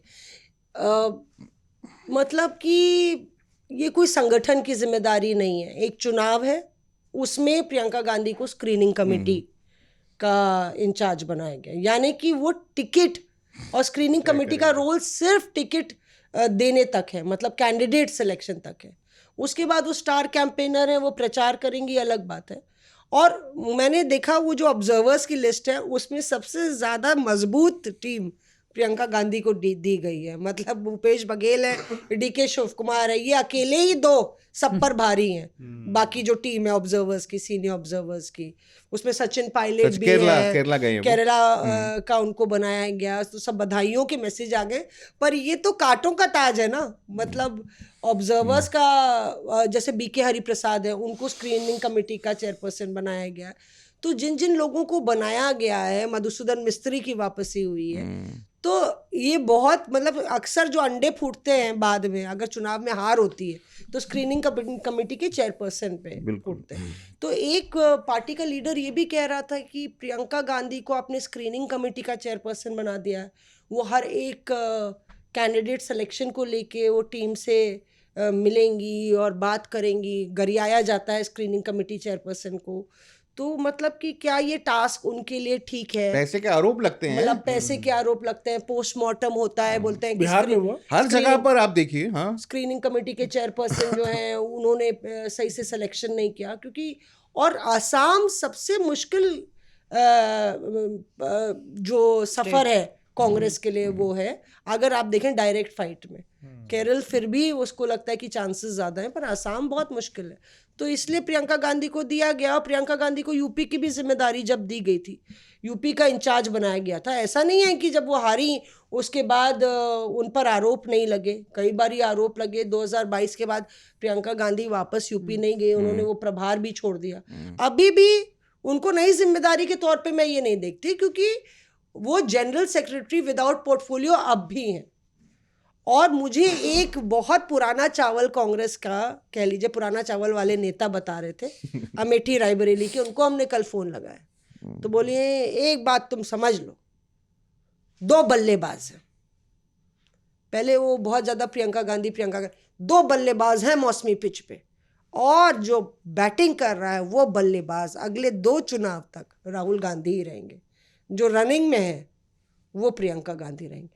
हमने कहा अभी तो आप पिछली बार कह रहे थे अब प्रियंका आने वाली है, प्रियंका आने वाली है। कहते नहीं, अब मुझे लगता है कि अगले दो, हमने कहा अगले 2 मतलब कि 24 तो हो गया, अब 29 और 29 के बाद वाला 34। कहते हाँ, अगले 2 चुनाव राहुल गांधी के अंडर लड़े जाएंगे। अब उनको पता नहीं ये क्यों महसूस हुआ कि उनके अंडर लड़े जाएंगे, और बैटिंग राहुल गांधी ही करेंगे, और पिच पे दूसरी तरफ प्रियंका गांधी, उनका रनर्स बैट्समैन जो होता है। ये वाली कहानी से मेरे अंदर बहुत देर से जो है एक कीड़ा काट रहा नहीं है। तुम निकाल दो उसको बाहर। हाँ निकालो निकालो। आज सफेद स्वाद में बड़ा कीड़ा है। कीड़ा मारो अभियान, आज पीयूष शांत है तो तुम ही निकाल हाँ, निकालो निकालो कीड़ा। कीड़ा मारो अभियान चलाए। एकदम ध्यान आया कि इसी कवायद में आम आदमी पार्टी की एक नेत्री को गोवा दिया गया था। हाँ रिजल्ट ये हुआ कि पूरी गोवा की आम आदमी पार्टी की यूनिट समाप्त हो गई। पूरी यूनिट समाप्त हो गई। और वो भी समाप्त हो गई। नहीं, वो तो अब आ गई है विधानसभा में वापस। मतलब आप स्थिति समझिए, वहां ये हुई, थोड़ा आउट ऑफ कॉन्टेक्स्ट है, लेकिन क्योंकि ये बात कही गई, इसी तरह जोर शोर से जिम्मेदारी के साथ वो गई जिला परिषद के चुनाव वहां लड़वाने के लिए। गोवा में कहते हैं जेडपी ज्यादा पावरफुल हाँ। होता है एमएलए से। हाँ, बिल्कुल। और गोवा का अरविंद केजरीवाल जो पालेकर हैं, उनको प्रोजेक्ट किया गया था। हाँ, हाँ, उनको बिना याद बताए है। फोन पे उनको कह दिया गया। मुझे आम आदमी पार्टी के बड़े वरिष्ठ नेता ने बोला कि फोन पे ही बता दिया गया कि आपकी कहानी खत्म, आपका अब हम थैंक यू। हाँ आपका थैंक यू, मतलब चुनाव के हार का ठीकरा उन पे फोड़ दिया गया। अब हुआ क्या, उन्होंने इस्तीफा दे दिया, ट्विटर पे लेटर डाल दिया। जिसको वर्किंग प्रेसिडेंट बनाया गया था परब को, अगले दिन प्रेस कॉन्फ्रेंस हुई, पालेकर के साथ परब और उनकी जो पूरी कॉमराडरी टीम थी सबने इस्तीफा दे दिया। 10 सालों की मेहनत आम आदमी पार्टी के पुराने नेताओं की जीरो। एक झटके में एक नए इंचार्ज को, जिनको एकदम बहुत पॉम्प एंड शो के साथ भेजा गया था, वो एकदम पूरा का पूरा राज्य का यूनिट समाप्त कर दिया। और आप समझिए एम्बिशन क्या था कि कांग्रेस को रिप्लेस करेगी इस बार गोवा में आम आदमी पार्टी एज ए संगठन ही रिप्लेस हो गया। बताइए। मतलब ऐसा भी सियासत में होता है। और मतलब पीयूष कुछ कहना चाह रहे हैं, मैं उससे पहले कह रही हूँ कि अंकित हो गए हमसे शायद नाराज, या बोल रहे हैं आप लोग लगातार बिना चाय के बोलते रहिए। हाँ पीयूष आप बताइए, क्योंकि मैं मनरेगा के बारे में भी जानना चाहती हूँ राहुल से। मेरा सिर्फ एक ही प्रश्न है, हाँ बताइए। अगर वाकई 34 तक राहुल गांधी की लीडरशिप में चुनाव लड़ने की तैयारी है, तो क्या चाहते हैं 34 तक एनडीए सरकार रहे? मैं ये जानता था आपका यही सवाल है बोलेगा कि ये। ये आपके बीजेपी का सवाल है? ये मैं बताइए। जानता था यही पूछेगा ये। हाँ। देखिए उनका तो ये मानना है कि 29 में भी हम आ रहे हैं। वो जो नेता है वो बिल्कुल कांग्रेस के कट्टर समर्थक हैं और बहुत पुराने रहे हैं कांग्रेस में। तो वो कह रहे हैं कि 19 में भी हम लोग आने वाले हैं और 150 से 180 पार करने एक बार क्या हुआ कि कांग्रेस एक ना पार करेगी। और वो ये भी कह रहे हैं कि इसमें कांग्रेस का योगदान नहीं होगा, बीजेपी अपनी इतनी छीछा लेदर कर लेगी, इतनी छीछा लेदर कर लेगी एक बार की बात- कि कांग्रेस आ जाए। एक बार क्या हुआ कि स्टार कैंपेन्स की लिस्ट बन रही थी चुनाव से पहले, तो लिस्ट में सबका नाम आता है, नरेंद्र मोदी, अमित शाह, बीजेपी की नरेंद्र मोदी, अमित शाह, जेपी नड्डा सब कह रहे थे। तो उसमें से किसी ने बोल दिया अरे एक राहुल गांधी का नाम भी ऐड कर दो इसके दिस वाज आल्सो प्रेडिक्टेबल। देख रहे हो राहुल क्या कहानी है। मनरेगा को लेके एक थ्योरी ये भी है कि भाई मनरेगा हम लैंड एक्विजिशन या किसान लॉस की तरह जनता का आंदोलन नहीं करेंगे, किसानों का आंदोलन नहीं है, क्योंकि हमें मालूम है कि मनरेगा में गरीब तबका, जो मजदूर तबका है, वो इन्फ्लुएंस हो रहा है। तो कांग्रेस की ये स्ट्रैटेजी थी कि भाई पंचायत लेवल पे जा रहे हैं, जिला लेवल पे जा रहे हैं। मेरा ये कहना है, और राहुल उसमें ऐड करेंगे, कि मैंने एक नेता से बोला कि आपने 8 जनवरी से स्केड्यूल बना दिया, पूरा 1 महीने ग्राउंड जीरो पे मनरेगा को लेके पहले समीक्षा बैठक होगी, फिर जिला स्तर पे प्रेस वार्ता होगी, फिर पंचायत स्तर पे धरना होगा। कम से कम 2 राज्यों में ऐसे गिना सकती हूँ, वो उत्तराखंड है और हरियाणा है। उनके 10 दिन की एक पूरी ट्रेनिंग सेशन रखा गया है सारे जिला अध्यक्षों का कुरुक्षेत्र में, और 10-12 दिन वो उसी पीरियड में ट्रेनिंग करेंगे। तो राहुल क्या आपको लगता नहीं कि ये फिर एक ऐसा नेशन वाइड कॉल कांग्रेस ने दिया है कि जिले पे छोड़ दिया है, पंचायत पे छोड़ दिया है, जब आप जान रहे हैं कि कई ऐसी प्रेस वार्ताओं की बात की आपने, बोला 70 प्रेस वार्ता हमने कर ली है, और 70 प्रेस वार्ता में अगर गिना ले तो 20-24 ही प्रेस वार्ता मनरेगा पर हुई। उसमें ऐसे सेक्रेटरी से भी नीचे के लेवल के लोग जाके आगरा से लेके झांसी में प्रेस वार्ता निपटा दी है। मैं नाम नहीं लूंगी, पर एक कार्यकर्ता ने जाके प्रेस वार्ता कर दी आगरा में जाके। बताइए, तो हमने कौन चेक बोला करने कि वाला है? मैम कौन चेक कर रहा है? बताइए 70 प्रेस वार्ता बता रहे, 2-4 में तो कार्यकर्ता चले गए। तो बताइए वो फलाना जी चले गए हैं, हमने कहा उनने कर दिया प्रेस वार्ता? कहते हैं हाँ। तो ये क्या है राहुल? देखिए इसको लेकर ना पार्टी में 2 धड़े हैं। ऐसा है कि एक ही समय पर देखिए, हाँ। एक ही समय पर मनरेगा होता है, उसी समय पे अरावली होता है, अरावली पीपल मूवमेंट बन जाता है, कांग्रेस पार्टी उस पर चढ़ जाती है, मतलब लोगों के बीच में लेकर चली जाती है, और फिर बाद में सुप्रीम कोर्ट को वो अपना फैसला जो है वो रोल बैक करना पड़ता है। ऑर्गेनिकली आप ये कह सकते हैं कि कांग्रेस पार्टी ने सही टाइम पे उस पर लैच ऑन किया और उसको हम इशू बनाकर अपनी नंबर बढ़ा लिए।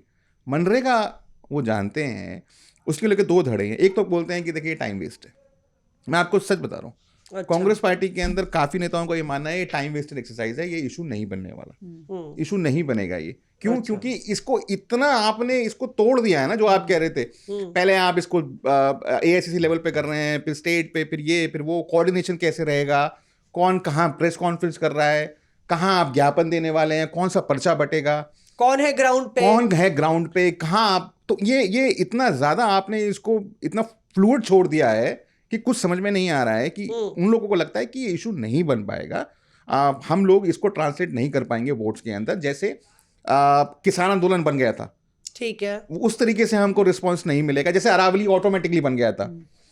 कुछ लोगों को ये लगता है कि नहीं, इससे करोड़ों लोग इफेक्टिव होंगे, एक रूरल जो इकोनॉमी है वो इससे अफेक्ट होगी, और उसका हमको फ़ायदा वो लोग हमको उठाना चाहिए। लेकिन मैं आपको बताऊं, बहुत ज़्यादा एक्साइटमेंट है नहीं लोगों के अंदर, मैं आपको सच बता रहा हूँ। अब जाहिर है कार्यक्रम दिया गया है AICC के थ्रू, तो लोग उसको खाना पूर्ति तो होती है। इसमें चिंता लेकिन ज़्यादा मंत्रियों को है, जहाँ विपक्ष की सरकारें हैं। मैं क्योंकि झारखंड का एक इन्फॉर्मेशन मेरे पास था, दीपिका पांडे सिंह बाकायदा दिल्ली आई थी और उन्हीं के पास पंचायती राज है झारखंड में, तो वो केंद्रीय मंत्रालय से मिल के आई थी। उसके बाद उन्होंने बताया कि किस तरह से जो है बड़ी मुश्किल होगी फंडिंग की, और रूरल इकोनॉमी, जिन राज्यों में विपक्ष की सरकारें चल रही हैं, जहाँ रूरल इकोनॉमी बहुत रोबस्ट है, लोग अभी भी उत्तराखंड की तरह गाँव में पलायन नहीं हुआ है, भूतिया गांव, अबैंडन गांव नहीं है, वहां पे बड़ी समस्या है। तो आप सरकार कैसे चलाएंगे अगर, और 125 दिन कर दिया आपने, मतलब दिन बढ़ा दिए, फंडिंग कम हो गई, स्टेट का बर्डन बढ़ गया, तो नेताओं से ज्यादा चिंता इस वक्त मंत्रियों को है कि पैसा कहां से इकट्ठा करेंगे। इसलिए केंद्र एक प्रोटेस्ट करेंगे कि केंद्र से जाके कोऑर्डिनेशन करेंगे, ये भी पेंच फंसा हुआ है। अच्छा, मैं इसमें और एक और मुद्दा जो गरमा रहा है देश की राजधानी में, उस पर बात करूं, लेकिन मनरेगा पर मैं एक चीज़ कह रही हूं कि एक बड़े नेता मुझे कह रहे थे कि मौसमी देखना, इसमें 6-8 महीने में केंद्र सरकार, मतलब हम लोग इतना दबाव बनाएंगे, वो काफ़ी ऑप्टिमिस्टिक थे कि कांग्रेस इसमें इतना, हम लोग जो करने जा रहे हैं, हम लोग ग्राउंड पे जाएंगे, सरकार, केंद्र सरकार खुद अपने पैर पे कुल्हाड़ी मार रही है, क्योंकि जैसे ही जी राम जी का काम सूखेगा, जिस तरह से आपने रेशियो बढ़ा दिया 40 और 60 वाला, तो उनका कहना था कि ये कांग्रेस करे ना करे, ऑर्गेनिकली केंद्र सरकार को मजबूर होना पड़ेगा, कम से कम अगर जी राम जी वो वापस नहीं लेती है, चेंज नहीं करती है, वो जो रेशियो है इसको बदलने पर मजबूर होना पड़ेगा, क्योंकि राज्य सरकारों में इतनी इच्छा शक्ति और इतना वेयरविथॉल नहीं है, कुब्बत नहीं है कि वो फाइनेंशियली इसको इतना सपोर्ट कर सके।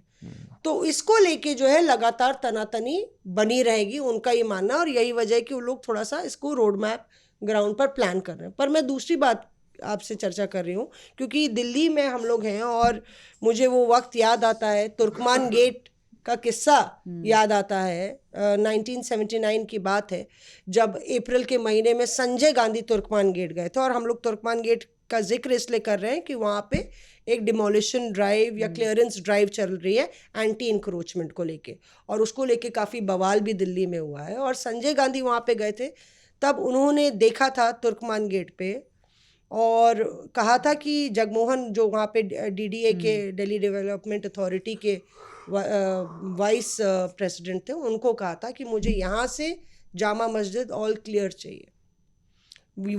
वो उस समय इमरजेंसी की इतना एक्सेसेस हो रखे थे, एक संजयिज्म चल रहा था संजय गांधी का, एक पैरेलल गवर्नमेंट संजय गांधी चला रहे थे कि जो चाहो वो करो, और इतना उन्होंने उसका एक्सेस कर रखा था कि वो एक जीता जागता इमरजेंसी का काला चैप्टर बन गया था तुर्कमान गेट।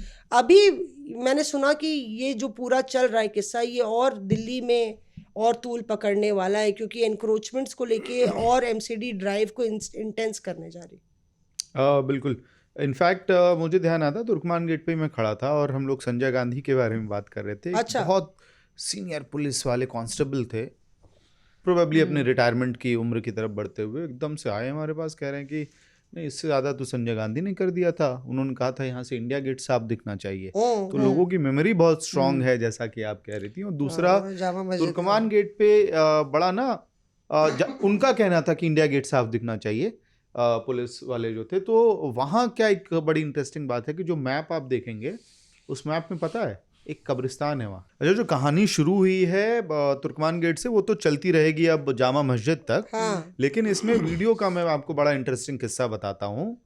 मैं देख रहा था वीडियोस उस रात में कौन कौन क्या क्या कर रहा था, और उसी खोजबीन के बीच मुझे एक चेहरा दिखाई दिया और एक टोपी दिखाई दी। मेरे एकदम नजरें जो हैं अलर्ट मोड पे चली गई। मैंने स्क्रीन ग्रैब लिया, जूम किया, मैंने कहा अरे ये टोपी तो पहचानी हुई है, ये तो मुहिबुल्लाह नदवी हैं। रामपुर के सांसद, समाजवादी पार्टी के सांसद मुहिबुल्लाह नदवी रात के 1 से 1:30 बजे के बीच तुर्कमान गेट पे पुलिस से बहसबाजी करते हुए, धक्का मुक्की करते हुए दिख रहे हैं। और पीछे से नारे वारे, एकदम जबरदस्त हंगामा हो रहा है। तो ब्रेक किए कि नहीं? ब्रेक सबसे पहले हमने आज तक इंडिया टुडे पे किया। उसके बाद जो है सबके तरफ से फोन मैसेजेस आने शुरू हो गए, कहाँ है वीडियो, कहाँ है। उधर आनंद फानन में, क्योंकि हमारे यहाँ चैनल पे एकदम बड़ा बड़ा चल रहा था, हमने मुहिबुल्लाह नदवी को फोन किया। उतनी देर में है मुहिबुल्लाह नदवी हमारे यहाँ चैनल पे ऑन एयर आके ओन भी कर लिया उन्होंने कि हाँ मैं गया था वहां पे।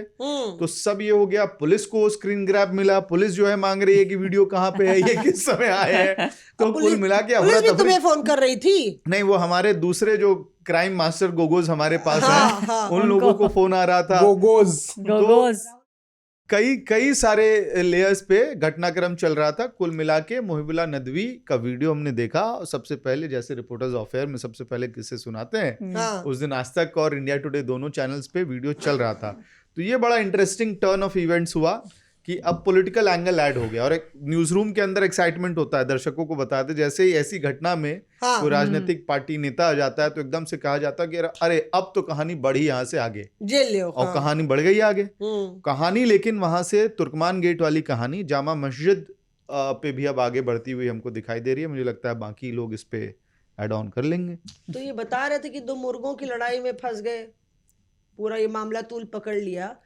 तुम्हारी क्या जानकारी कि क्या होने वाला है कोर्ट में, कुछ पता लगाया? देखिए, ये जो पूरा मामला है, ये एक सेव इंडिया फाउंडेशन एक संस्था है, उन्होंने इसको लेकर कोर्ट को अप्रोच किया था। और वो कह रहे हैं कि हमने 4, मतलब उनका क्लेम करना है ऐसा कि हम 4000 धार्मिक स्थलों को लेकर लड़ाई लड़ रहे हैं। अच्छा। हालांकि अब बीच में कोर्ट ने उनको स्टे नहीं दिया और बीच में आकर कार्रवाई हो गई, जिसको लेकर वहाँ पर एक माहौल है कि भाई ज़्यादती हो रही है, एक तरीके से आप कह सकते हैं। तो वहाँ पे कुछ थोड़ा वायलेंस भी हुआ। लेकिन आप ये मान के चलिए कि जो ये ड्राइव है, ये अभी चलेगी। ना सिर्फ जैसे जैसे क्लैरिटी मिलती जाएगी इस पूरे मामले के अंदर, क्योंकि वहाँ पे लोगों का ये आरोप है, मैंने सुना, जो शोएब इकबाल के बेटे हैं, आले मोहम्मद इकबाल, जो कि वहाँ से विधायक हैं मटिया महल क्षेत्र से, उन्होंने कहा कि देखिए ये जो व्यक्ति है, जो सेव इंडिया फाउंडेशन वाले हैं, ये अक्टूबर में गए इस पूरे मामले को लेकर और नवंबर में कोर्ट ने इनको ऑर्डर दे दिया। तो और उसके बाद फिर कार्रवाई हो गई। तो वो बोल रहे हैं कितनी जल्दी आप इसमें कार्रवाई कर रहे हैं। उनका मतलब वो ये कह रहे हैं कि देखिए ये एक जाति है एक तरीके से, और आपको इस तरीके से नहीं करना चाहिए, पैनिक है पूरे इलाके के अंदर। लेकिन अब ये देखिए, लगता है बुलडोजर दिल्ली में भी आ गया, और क्या बोला जाए। नहीं, एक्चुअली बुलडोजर का एक इतिहास वहाँ पे इसलिए भी है क्योंकि बड़े सेंसिटिवली लोग देखते हैं उसको। जब संजय गांधी ने कहा था कि मुझे बराबर चाहिए पूरा ये इलाका, तो बुलडोजर्स आए थे और लगातार डिमोलिशन ड्राइव चली थी। तब रुखसाना सुल्तान, जो वहाँ एक ज्वेलरी डिज़ाइनर थी, उन्होंने एक क्लिनिक लगा रखी थी स्टेरिलाइजेशन की। तो उनके पास रुखसाना सुल्तान अच्छी मित्र थी संजय गांधी की। तो लोग भागते हुए गए कि आप ये रुकवाइए, मतलब ये बस्तियां जो तबाह कर रहे हैं। तो रुखसाना सुल्तान ने उस वक्त कंडीशन रखी थी कि आप 300 लोगों को लेके आइए स्टेरिलाइजेशन के लिए, तो फिर मैं कुछ कर सकती हूँ। और उस वक्त फिर तब ज़बरदस्त राइट्स हुए थे और काफ़ी लोगों के मरने की खबर थी और काफ़ी ज़्यादा हिंसा हुई थी। तो वो आई थिंक वो जो फियर फैक्टर है लोगों में अभी भी उसको लेके है, क्योंकि पुलिस ने इत्तला की थी बाकायदा वहाँ पे लोगों को कि हम लोग इस तरीके का एंटी इंक्रोचमेंट ड्राइव करने जा रहे हैं, लूप में लिया था। तो लोगों ने कहा था हाँ ठीक है, पर रात को जब MCD पहुंची है तब उसके बाद ये सारा बवाल हो गया। हिंसात्मक तो एक संशय लोगों में बना हुआ है। लेकिन एक बहुत ड्राइव ज्यादा हिंसा नहीं हुई है वैसे, ये भी हम अपने दर्शकों को हाँ। बता दें। पुलिस खुद कह रही है माइनर स्टोन हल्की पेल्टिंग है पत्थरबाजी और हुई है। माइनर इंजरीज 4 से 5 लोगों को हुआ है। और ज्यादातर लोगों ने पुलिस की अपील पे, जो लोग इकट्ठा हो रहे थे वहां, क्योंकि बहुत मिस इन्फॉर्मेशन स्प्रेडिंग चल रही थी, तो वो चले गए थे। और जामा मस्जिद वाले पे 2 मुर्गों की लड़ाई में वो जो गुंबद कैफे है उसके खिलाफ एक्शन की डिमांड करने के लिए कुछ लोग कोर्ट पहुंचे थे। अब वहां कोर्ट ने सर्वे के लिए कह दिया कि पूरे इलाके का सर्वे करे। तो हो सकता है दिल्ली में जो बात कर रहे हैं राहुल कि वो बुलडोजर एक्शन जो है आने वाले कुछ महीने तक हम लोगों को व्यस्त रखे। और राहुल से हम जिक्र कर रहे थे क्योंकि एक और समीकरण अलग से जो एक ड्राइव चल रही है वो महाराष्ट्र में चल रही है। और आप देखिए कि क्योंकि हम लोग ने मतलब तमाम मसलों पे चर्चा की, कुछ चर्चा हम चुनाव पर भी कर लेते हैं कि जो BMC के चुनाव चल रहे हैं, एशिया की म्यूनिसपैलिटी जो सबसे अमीर म्यूनिसपैलिटी है, पालिका, नगर पालिका है, वो BMC है। मतलब यहाँ पे हज़ारों करोड़ों, मैं किसी से जिक्र कर रही थी तो उनने बोला कि कैंडिडेट को बैठने के ही 200-300 करोड़ मिल जाते हैं। मैंने कहा क्या बात कर रहे हैं आप? 75,000 करोड़ का बजट है उसका। 6-7 राज्यों से ज्यादा बजट है उसका। तो और बताइए कि आप चुनाव नहीं लड़ेंगे तो आपको 200 करोड़ 300 करोड़ मिल जाएंगे। और 16 कैंडिडेट को इसी तरह से एक दल बैठा रहा है तो दूसरा बैठा रहा है, तो लगातार इसी की कवायद चल रही है। तो चले तो चले क्या? हाँ, और क्या। मैं तो यहाँ मतलब इंटरेस्टिंग भाई चलते हैं एक अच्छा, बार। मुझे मुंबई में ऐसे बहुत पसंद है क्योंकि वहाँ का जो वड़ा पाव है, जो मुंबई सैंडविच है, हर चीज आपको अच्छा क्लास क्वालिटी हर दाम में मिल वहाँ जाता का जो है। ट्रैफिक है, अरे नहीं तो ट्रैफिक का ट्रैफिक तो मत कहाँ जिक्र नहीं है। है कहाँ यार, नहीं है। पीयूष, नहीं, ट्रैफिक मुंबई है। का ट्रैफिक तो सब सच पटना में। समझे हो क्या नहीं तुम? नहीं नहीं अरे मैं- पटना का मत बोलिए ऐसा। पटना में तो रोड ही नहीं है। पटना में उतनी ट्रैफिक नहीं ट्रैफिक है। तो तब होगा। पटना मुझे बहुत पसंद है, मतलब पटना का भी खान पान बहुत नहीं, मैं पसंद ये कह रहा था मैम, बड़े अतरंगी वहां पे अलायंसेस हो गए। कांग्रेस बीजेपी का अलायंस हो गया, सर। फूटने वाले अलायंस शायद हो गए। बीजेपी कांग्रेस का अलायंस हो गया, बीजेपी MIM का अलायंस हो गया, CPM और MNS का अलायंस हो गया। कोई मानेगा इस बात को? और बताइए। सोचिए CPM क्या है, वो मजदूरों की बात करती है। MNS क्या है, मजदूरों को पीटती है। तो मैं ये कह रहा हूँ कि वहां पे इतने अतरंगी, अच्छा हुआ क्या मैं बताता हूँ आपको। बड़े कमाल का है ये। तो ये खबर आ गई और चलने लगी हर जगह पे, भाई अलायंस हो गया, अलायंस हो गया। लोगों को मतलब बड़ा अजीब लगा, अटपटा लगा कि यार बीजेपी कांग्रेस ने अलायंस कर लिया। चलो ठीक है, एक म्युनिसिपैलिटी में किया है, मतलब उन लोगों ने अंबरनाथ में किया था। लेकिन तुम्हें अजीब, फोन आया, क्या हुआ पहले बताओ। मैंने तुम्हें। फोन किया BM संदीप को। BM संदीप जो है वो महाराष्ट्र के AICC सेक्रेटरी हैं। मैं उनको कॉल किया, मैंने कहा ये आप अलायंस कर लिया आपने? वो तो बीजेपी कांग्रेस का अलायंस। बीजेपी कांग्रेस का अलायंस कर लिया आपने? तो बोला कि नहीं नहीं नहीं, देखो पहले तो ये है कि ये वो मेरा इलाका नहीं है। मेरा इलाका, आप वो इलाका है UP वेंकटेश का, अच्छा, जो वो कर्नाटका से आते हैं, आप उनसे बात कर लीजिए। उन्होंने मेरे को नंबर दिया, मैंने उन्हें कॉल किया UP वेंकटेश को। तो उन्होंने कहा, मैंने उनको कॉल किया, मैंने कहा सर अलायंस हो गया। बोला नहीं नहीं, कौन कह रहा है? मैंने कहा नहीं नहीं, आप देखिए ना सर। नहीं नहीं चल रहा है। नहीं, 12 काउंसलर उधर चले गए नहीं, आपके। बोला देखो ऐसा है, आप मेरा इंटरव्यू ले लो। खुद ही उन्होंने बोला है, आप मेरा इंटरव्यू ले लो।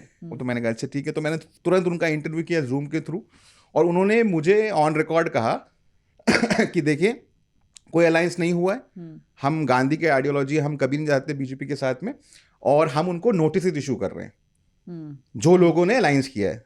जैसे ही इंटरव्यू खत्म हुआ 2 मिनट के बाद उन्होंने मुझे मैसेज किया कि ये खबर मत चलाना कि हम उनको नोटिस इशू करें, ये खबर चलाओ कि हम उन्हें पार्टी से निकाल रहे हैं। तो जो अलायंस जो आपने निकाला, बीजेपी ने लपक लिया। नहीं, सुनो सही, ये जब हुआ उन्होंने मेरे को मैसेज करके बोला कि भाई हम पार्टी से निकाल रहे हैं, तभी महाराष्ट्र कांग्रेस ने ट्वीट करके जस्टिफाई किया है अलायंस। AICC बोल रही है अलायंस मत करो, महाराष्ट्र कांग्रेस जस्टिफाई कर रही है। महाराष्ट्र कांग्रेस ने कहा कि नहीं देखिए ये देश हित में किया है, मुंबई हित में किया है। उनको पता ही नहीं था कि उनको निकाला पता ही नहीं जाएगा। था कि AICC से मतलब वो नहीं चाहते हैं। और हालांकि फिर बाद में हमने वो नोटिस की कॉपी भी चलाई, वो खबर पूरा ब्रेक किया कि भाई कोई अलायंस। अब वो तमाम लोग कहाँ हैं मैडम? आज बीजेपी आ गए, बीजेपी ज्वाइन कर लिया, क्योंकि वहां 12 के 12 सबने बीजेपी ज्वाइन कर लिया। क्योंकि पीयूष, क्योंकि एंटी डिफेक्शन लॉ नहीं, उसमें वही, एप्लीकेबल नहीं है। नहीं है, applicable नहीं होता तो है। आप उन्हें रोकेंगे तो वो चले जाएंगे। सही बात है। और कई लोगों का ये कहना है कि देखिए, अब देखिए कहने में कोई शर्म नहीं होनी चाहिए, कई लोगों का ये कहना है कि पॉलिटिक्स एक बिजनेस बन गया है। लोगों ने पैसा लगाया हुआ है, 35-40 हजार लोगों का वोट जीत कर आए, अगली बार जीतेंगे नहीं जीतेंगे किसको मालूम है। तो जाहिर है वो चाहते हैं कि हम बने रहें। अब अपडेट ये है कि अलायंस नहीं, मर्जर हो गया है।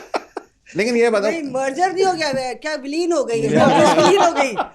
नहीं हम ये कह रहे हैं कि ये अजीबोगरीब चिड़ियाघर टाइप का मामला दिख रहा है कि आप देखिए कि यहाँ पे कई जगह पे ऐसा है कि अजित पवार और शरद पवार लड़ रहे हैं साथ पुणे में। चिंचवाड़ वाले इलाके में, और मुंबई में शरद पवार कांग्रेस को समर्थन दे रहे हैं। समझ रहे हैं आप? अब देखिए इसका दूसरा जस्टिफिकेशन क्या है? एक बात सुनिए, पहले कहानी सुन लीजिए पूरी।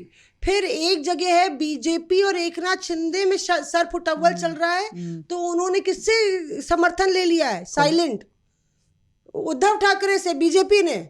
मतलब कि डमी कैंडिडेट्स तुम खड़े कर दो और हम शिवसेना एकनाथ शिंदे के खिलाफ जीत जाए। वहां पे मुझे पता चला है कि बीजेपी ने ये अग्रेसिव स्ट्रैटेजी कर रखी है कि हर हाल पे हमें महाराष्ट्र की सारी नगर पालिका और बीएमसी में विक्ट्री चाहिए। बिल्कुल 100% भाजपा, ये मॉडल वहां पे चल रहा है और बिल्कुल रूथलेसली बीजेपी जीत में है। कई जगह तो जहां एमआईएम वाला मामला है वहां पे कांग्रेस का भी कोई है जो समर्थन दे रहा है। मैम अमरनाथ में भी जो आपने कहा एकनाथ शिंदे के खिलाफ ही अलायंस किया था, बीजेपी और कांग्रेस जो अलायंस किया था वो इसलिए किया था कि एकनाथ शिंदे का मेयर ना बन सके। पर उसमें ये चीज एक इंटरेस्टिंग है राहुल कि यहाँ पे तो कांग्रेस ने निकाल दिया, लेकिन भाजपा ने सिर्फ उन लोगों को शो कॉज नोटिस दिए। फडणवीस साहब ने अकोला वाले में एक और जो अमरनाथ अकोला, हाँ एक अकोला में जो पालिका है जहाँ पे, तो वहां पे बीजेपी ने सिर्फ नोटिस दिया कि बीजेपी एमएलए को जो ये सब चीजें देख रेख कर रहे थे उनको सस्पेंशन नोटिस दिया। हाँ सस्पेंड नोटिस दिया ना, कारण बताओ कि सस्पेंड कर दिया। नहीं किया नहीं, सस्पेंशन नोटिस दिया। तो वही मैं कह रही हूँ कि बीजेपी चाहती है कि भाई एकनाथ शिंदे या अजित पवार की बैसाखी, और तीनों, मुझे कोई नेता कह रहा था यहाँ पे 3 हाथियों की लड़ाई चल रही है। अजित पवार बनाम एकनाथ, मतलब कि पॉलिटिकल हैवीवेट्स की। अजित पवार बनाम एकनाथ शिंदे बनाम देवेंद्र तो फडणवीस। आप इसमें ये सोचिए ना, पार्टी चुनाव क्यों लड़ती? जीतने के लिए, अपना वर्चस्व फैलाने के लिए। देवेंद्र फडणवीस का ये मानना है कि हर पार्टी के अपने कार्यकर्ता हैं और हर कार्यकर्ता का पूरा हक है कि वो अपनी पार्टी के लिए जी जान देते, चाहे वो शिवसेना का हो, चाहे वो शिंदे सेना हो, चाहे वो उद्धव सेना हो, कोई सेना हो, चाहे वो बीजेपी हो, कांग्रेस हो, सब कोई चाहता है कि उनका कार्यकर्ता, उनका जो पार्षद है वो जीत के आए और उनके सबसे ज़्यादा नंबर्स हो। और ये जो लोकल बॉडी इलेक्शंस होते हैं, यही एक तरीका होता है, एक रास्ता होता है मेन पॉलिटिक्स में एंट्री करने का। तो इसीलिए हर पार्टी ज़्यादा से ज़्यादा अपने पार्षदों इस पर जोर दे रही है। इसमें लेकिन पता है एक बड़ी इंटरेस्टिंग चीज हुई है, बीएमसी अब हम लोग कॉल ऑफ करेंगे। हाँ बीएमसी टाइम के हो चुनाव गया। में, बीएमसी के चुनाव में हल्क उतरा है, एआई वीडियोस, कैप्टन अमेरिका आया है और उसके बाद जो है थानोस भी आया है। थानोस किसके साथ है? कांग्रेस हल्कू तो शिंदे सेना का है। अच्छा और हल्क है शिंदे हाँ, सेना। कैप्टन अमेरिका जो है आईएनसी के साथ है। अच्छा। और आईएनसी जो है थानोस को बुला रही है, कह रही है कि देश हित में इकट्ठा होना पड़ेगा। मतलब गजब चल रहा है। एआई का जो ब्लास्ट हुआ है बीएमसी के चुनाव में, ये कहीं और नहीं देखा था हमने। बहुत शानदार एआई में, मुझे तो फुल मजा आ रहा है इंस्टाग्राम पे। आयरन मैन आया है बीजेपी की रैली में और कहता अच्छा, है आयरन मैन आ गया। आयरन मैन आया, उतरा, बोला कि आप सभी लोगों को बहुत बहुत धन्यवाद, आप लोग वोट करिए बीजेपी के लिए। और कहता है कि जितनी महिलाएं हैं डायसन का एयर रैप दिया जाएगा। आयरन मैन वादा कर रहा है। और हम लोग आगे भी डिकोड करेंगे। इंटरेस्टिंग है क्योंकि हर एक सुपर हीरो की अलग पर्सनालिटी है, अलग ट्रेट है, और उसको पॉलिटिकल पार्टी से जोड़ना। मैंने थानोस वाला वीडियो देखा था तो मुझे तो बहुत ही मतलब हंसते हंसते जो ना, थानोस ऐसे उठ रहा है, प्रेस कॉन्फ्रेंस कर रहा है और फिर बोल रहा है और सीलिंग के पास पहुंच जा रहा है कांग्रेस हेडक्वार्टर्स के। एनीवेज, तो चलिए, मुझे लगता है काफ़ी ज़्यादा गुफ्तगू हो गई और भूख भी लग रही है, लंच का भी वक्त हो गया फ्लाइट है। भी पकड़नी है। और हाँ, मुझे पकड़नी है फ्लाइट। मैं जा रही हूँ इंदौर। क्यों जा रही हूँ बाद में पानी मत बताऊंगी। पीजिएगा वहाँ का। हाँ। पानी पीना तो उबाल के पीना, या तो पिछली। अब ये फनी नहीं हो सकता, जान गई हूँ। हाँ, मुझे फ्लाइट पकड़नी है क्योंकि मुझे जाना है इंदौर। तो चलिए सबसे पहले कमेंट्स पढ़ लेते हैं क्योंकि बहुत सारे हमारे जो दर्शक हैं वो बेसब्री से इंतज़ार करते हैं। और जैसे कहते हैं ना कि आपके जो कमेंट्स हैं वो हमारी हौसला अफजाई करते हैं। इसलिए चलिए कमेंट्स पढ़ के आपको सुनाते हैं कि किसका क्या है कहना।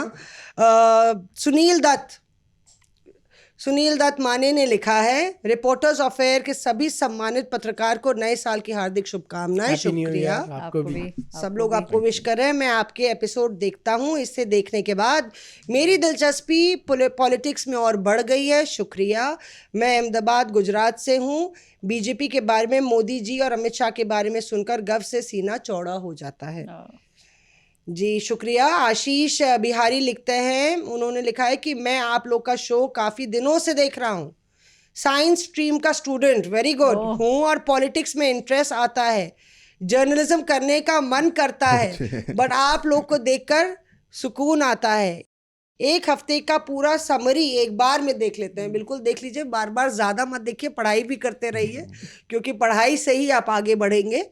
लेकिन देश में क्या हो रहा है ये जानना भी ज़रूरी है। रवि शर्मा पटना से लिखते हैं, पीयूष के राज्य से, आप सभी को बहुत शुक्रिया इतना बढ़िया प्रस्तुति के लिए। 2026 में चुनाव के अंदर की कहानी सुनने मिलेगी, इसका बहुत इंतज़ार रहेगा। हमने कोशिश यही किया है। ऐश्वर्या जी छुट्टी के बाद एकदम फ्रेश होकर नए साल का आगाज़ किया है। आपका फिर से स्वागत। बीजेपी के अंदर की कहानी बहुत कम सुनने को मिलती है, थोड़ी और सुनाएंगे पक्का आपको, और अंदर की कहानियां लेके आएंगे और हाँ, सुनाएंगे। और उम्मीद करते हैं कि इस बारी हम ने आपको निराश नहीं किया होगा, क्योंकि काफ़ी हलचल हम बीजेपी में जो चल रही है वो हमने बताया आपको। और पुलकित पाठक क्या लिखते हैं, उन्होंने लिखा है कि हेलो मौसमी मैम, मैं आपका बहुत बहुत बड़ा फ़ैन हूँ। एक बार आपसे भारत जोड़ो यात्रा में भी मिला था। मैं भी जर्नलिस्ट हूँ। वेरी गुड पुलकित। आप लोगों से कैसे मिल सकते हैं? ऐसे ही मिल सकते हैं हम, ज़मीन पर चलते चलते, ज़मीन पर जुड़े रहते रहते आप ऐसे ही मिल लेंगे, कभी फ्लाइट में, कभी ज़मीन पर। पार्था घोष ने लिखा है, office of Abhishek draws its power from office of Mamata, without her Abhishek is zero, having 2 power center is a tactical move of the TMC, you guys have no understanding of West Bengal politics। Thank you Partha, आपके critical inputs भी हमारे लिए बहुत महत्वपूर्ण है। कोशिश करेंगे कि अगली बार और विस्तार से आपको बंगाल के हर एक पहलू की जानकारी पार्था हम को लोग लेकिन दोबारा सुनना चाहिए, वो हमने तो यही बताया है। इसीलिए मैं कह रही यही हूँ। बताया हमने। हाँ, दोबारा इसीलिए- नहीं कोई बात नहीं, पार्था की अपनी ओपिनियन हो सकती है, आप दोबारा भी सुन लीजिए, थोड़ा सा और देख लीजिए, और आगे हम बंगाल के बारे में और बताएंगे, तो आप देखते रहिए। आशीष कुमार शुक्ला ने लिखा है कि मैं पहले ही बता दूं, मैं भाजपा समर्थक हूँ। अच्छा ठीक है, बिल्कुल ठीक है आपने अभिषेक, लेकिन हर पत्रकार को सुनता हूँ और टिप्पणी भी करता हूँ। अगर मुझे सही नहीं लगता, लोगों की बात नहीं करता हूँ तो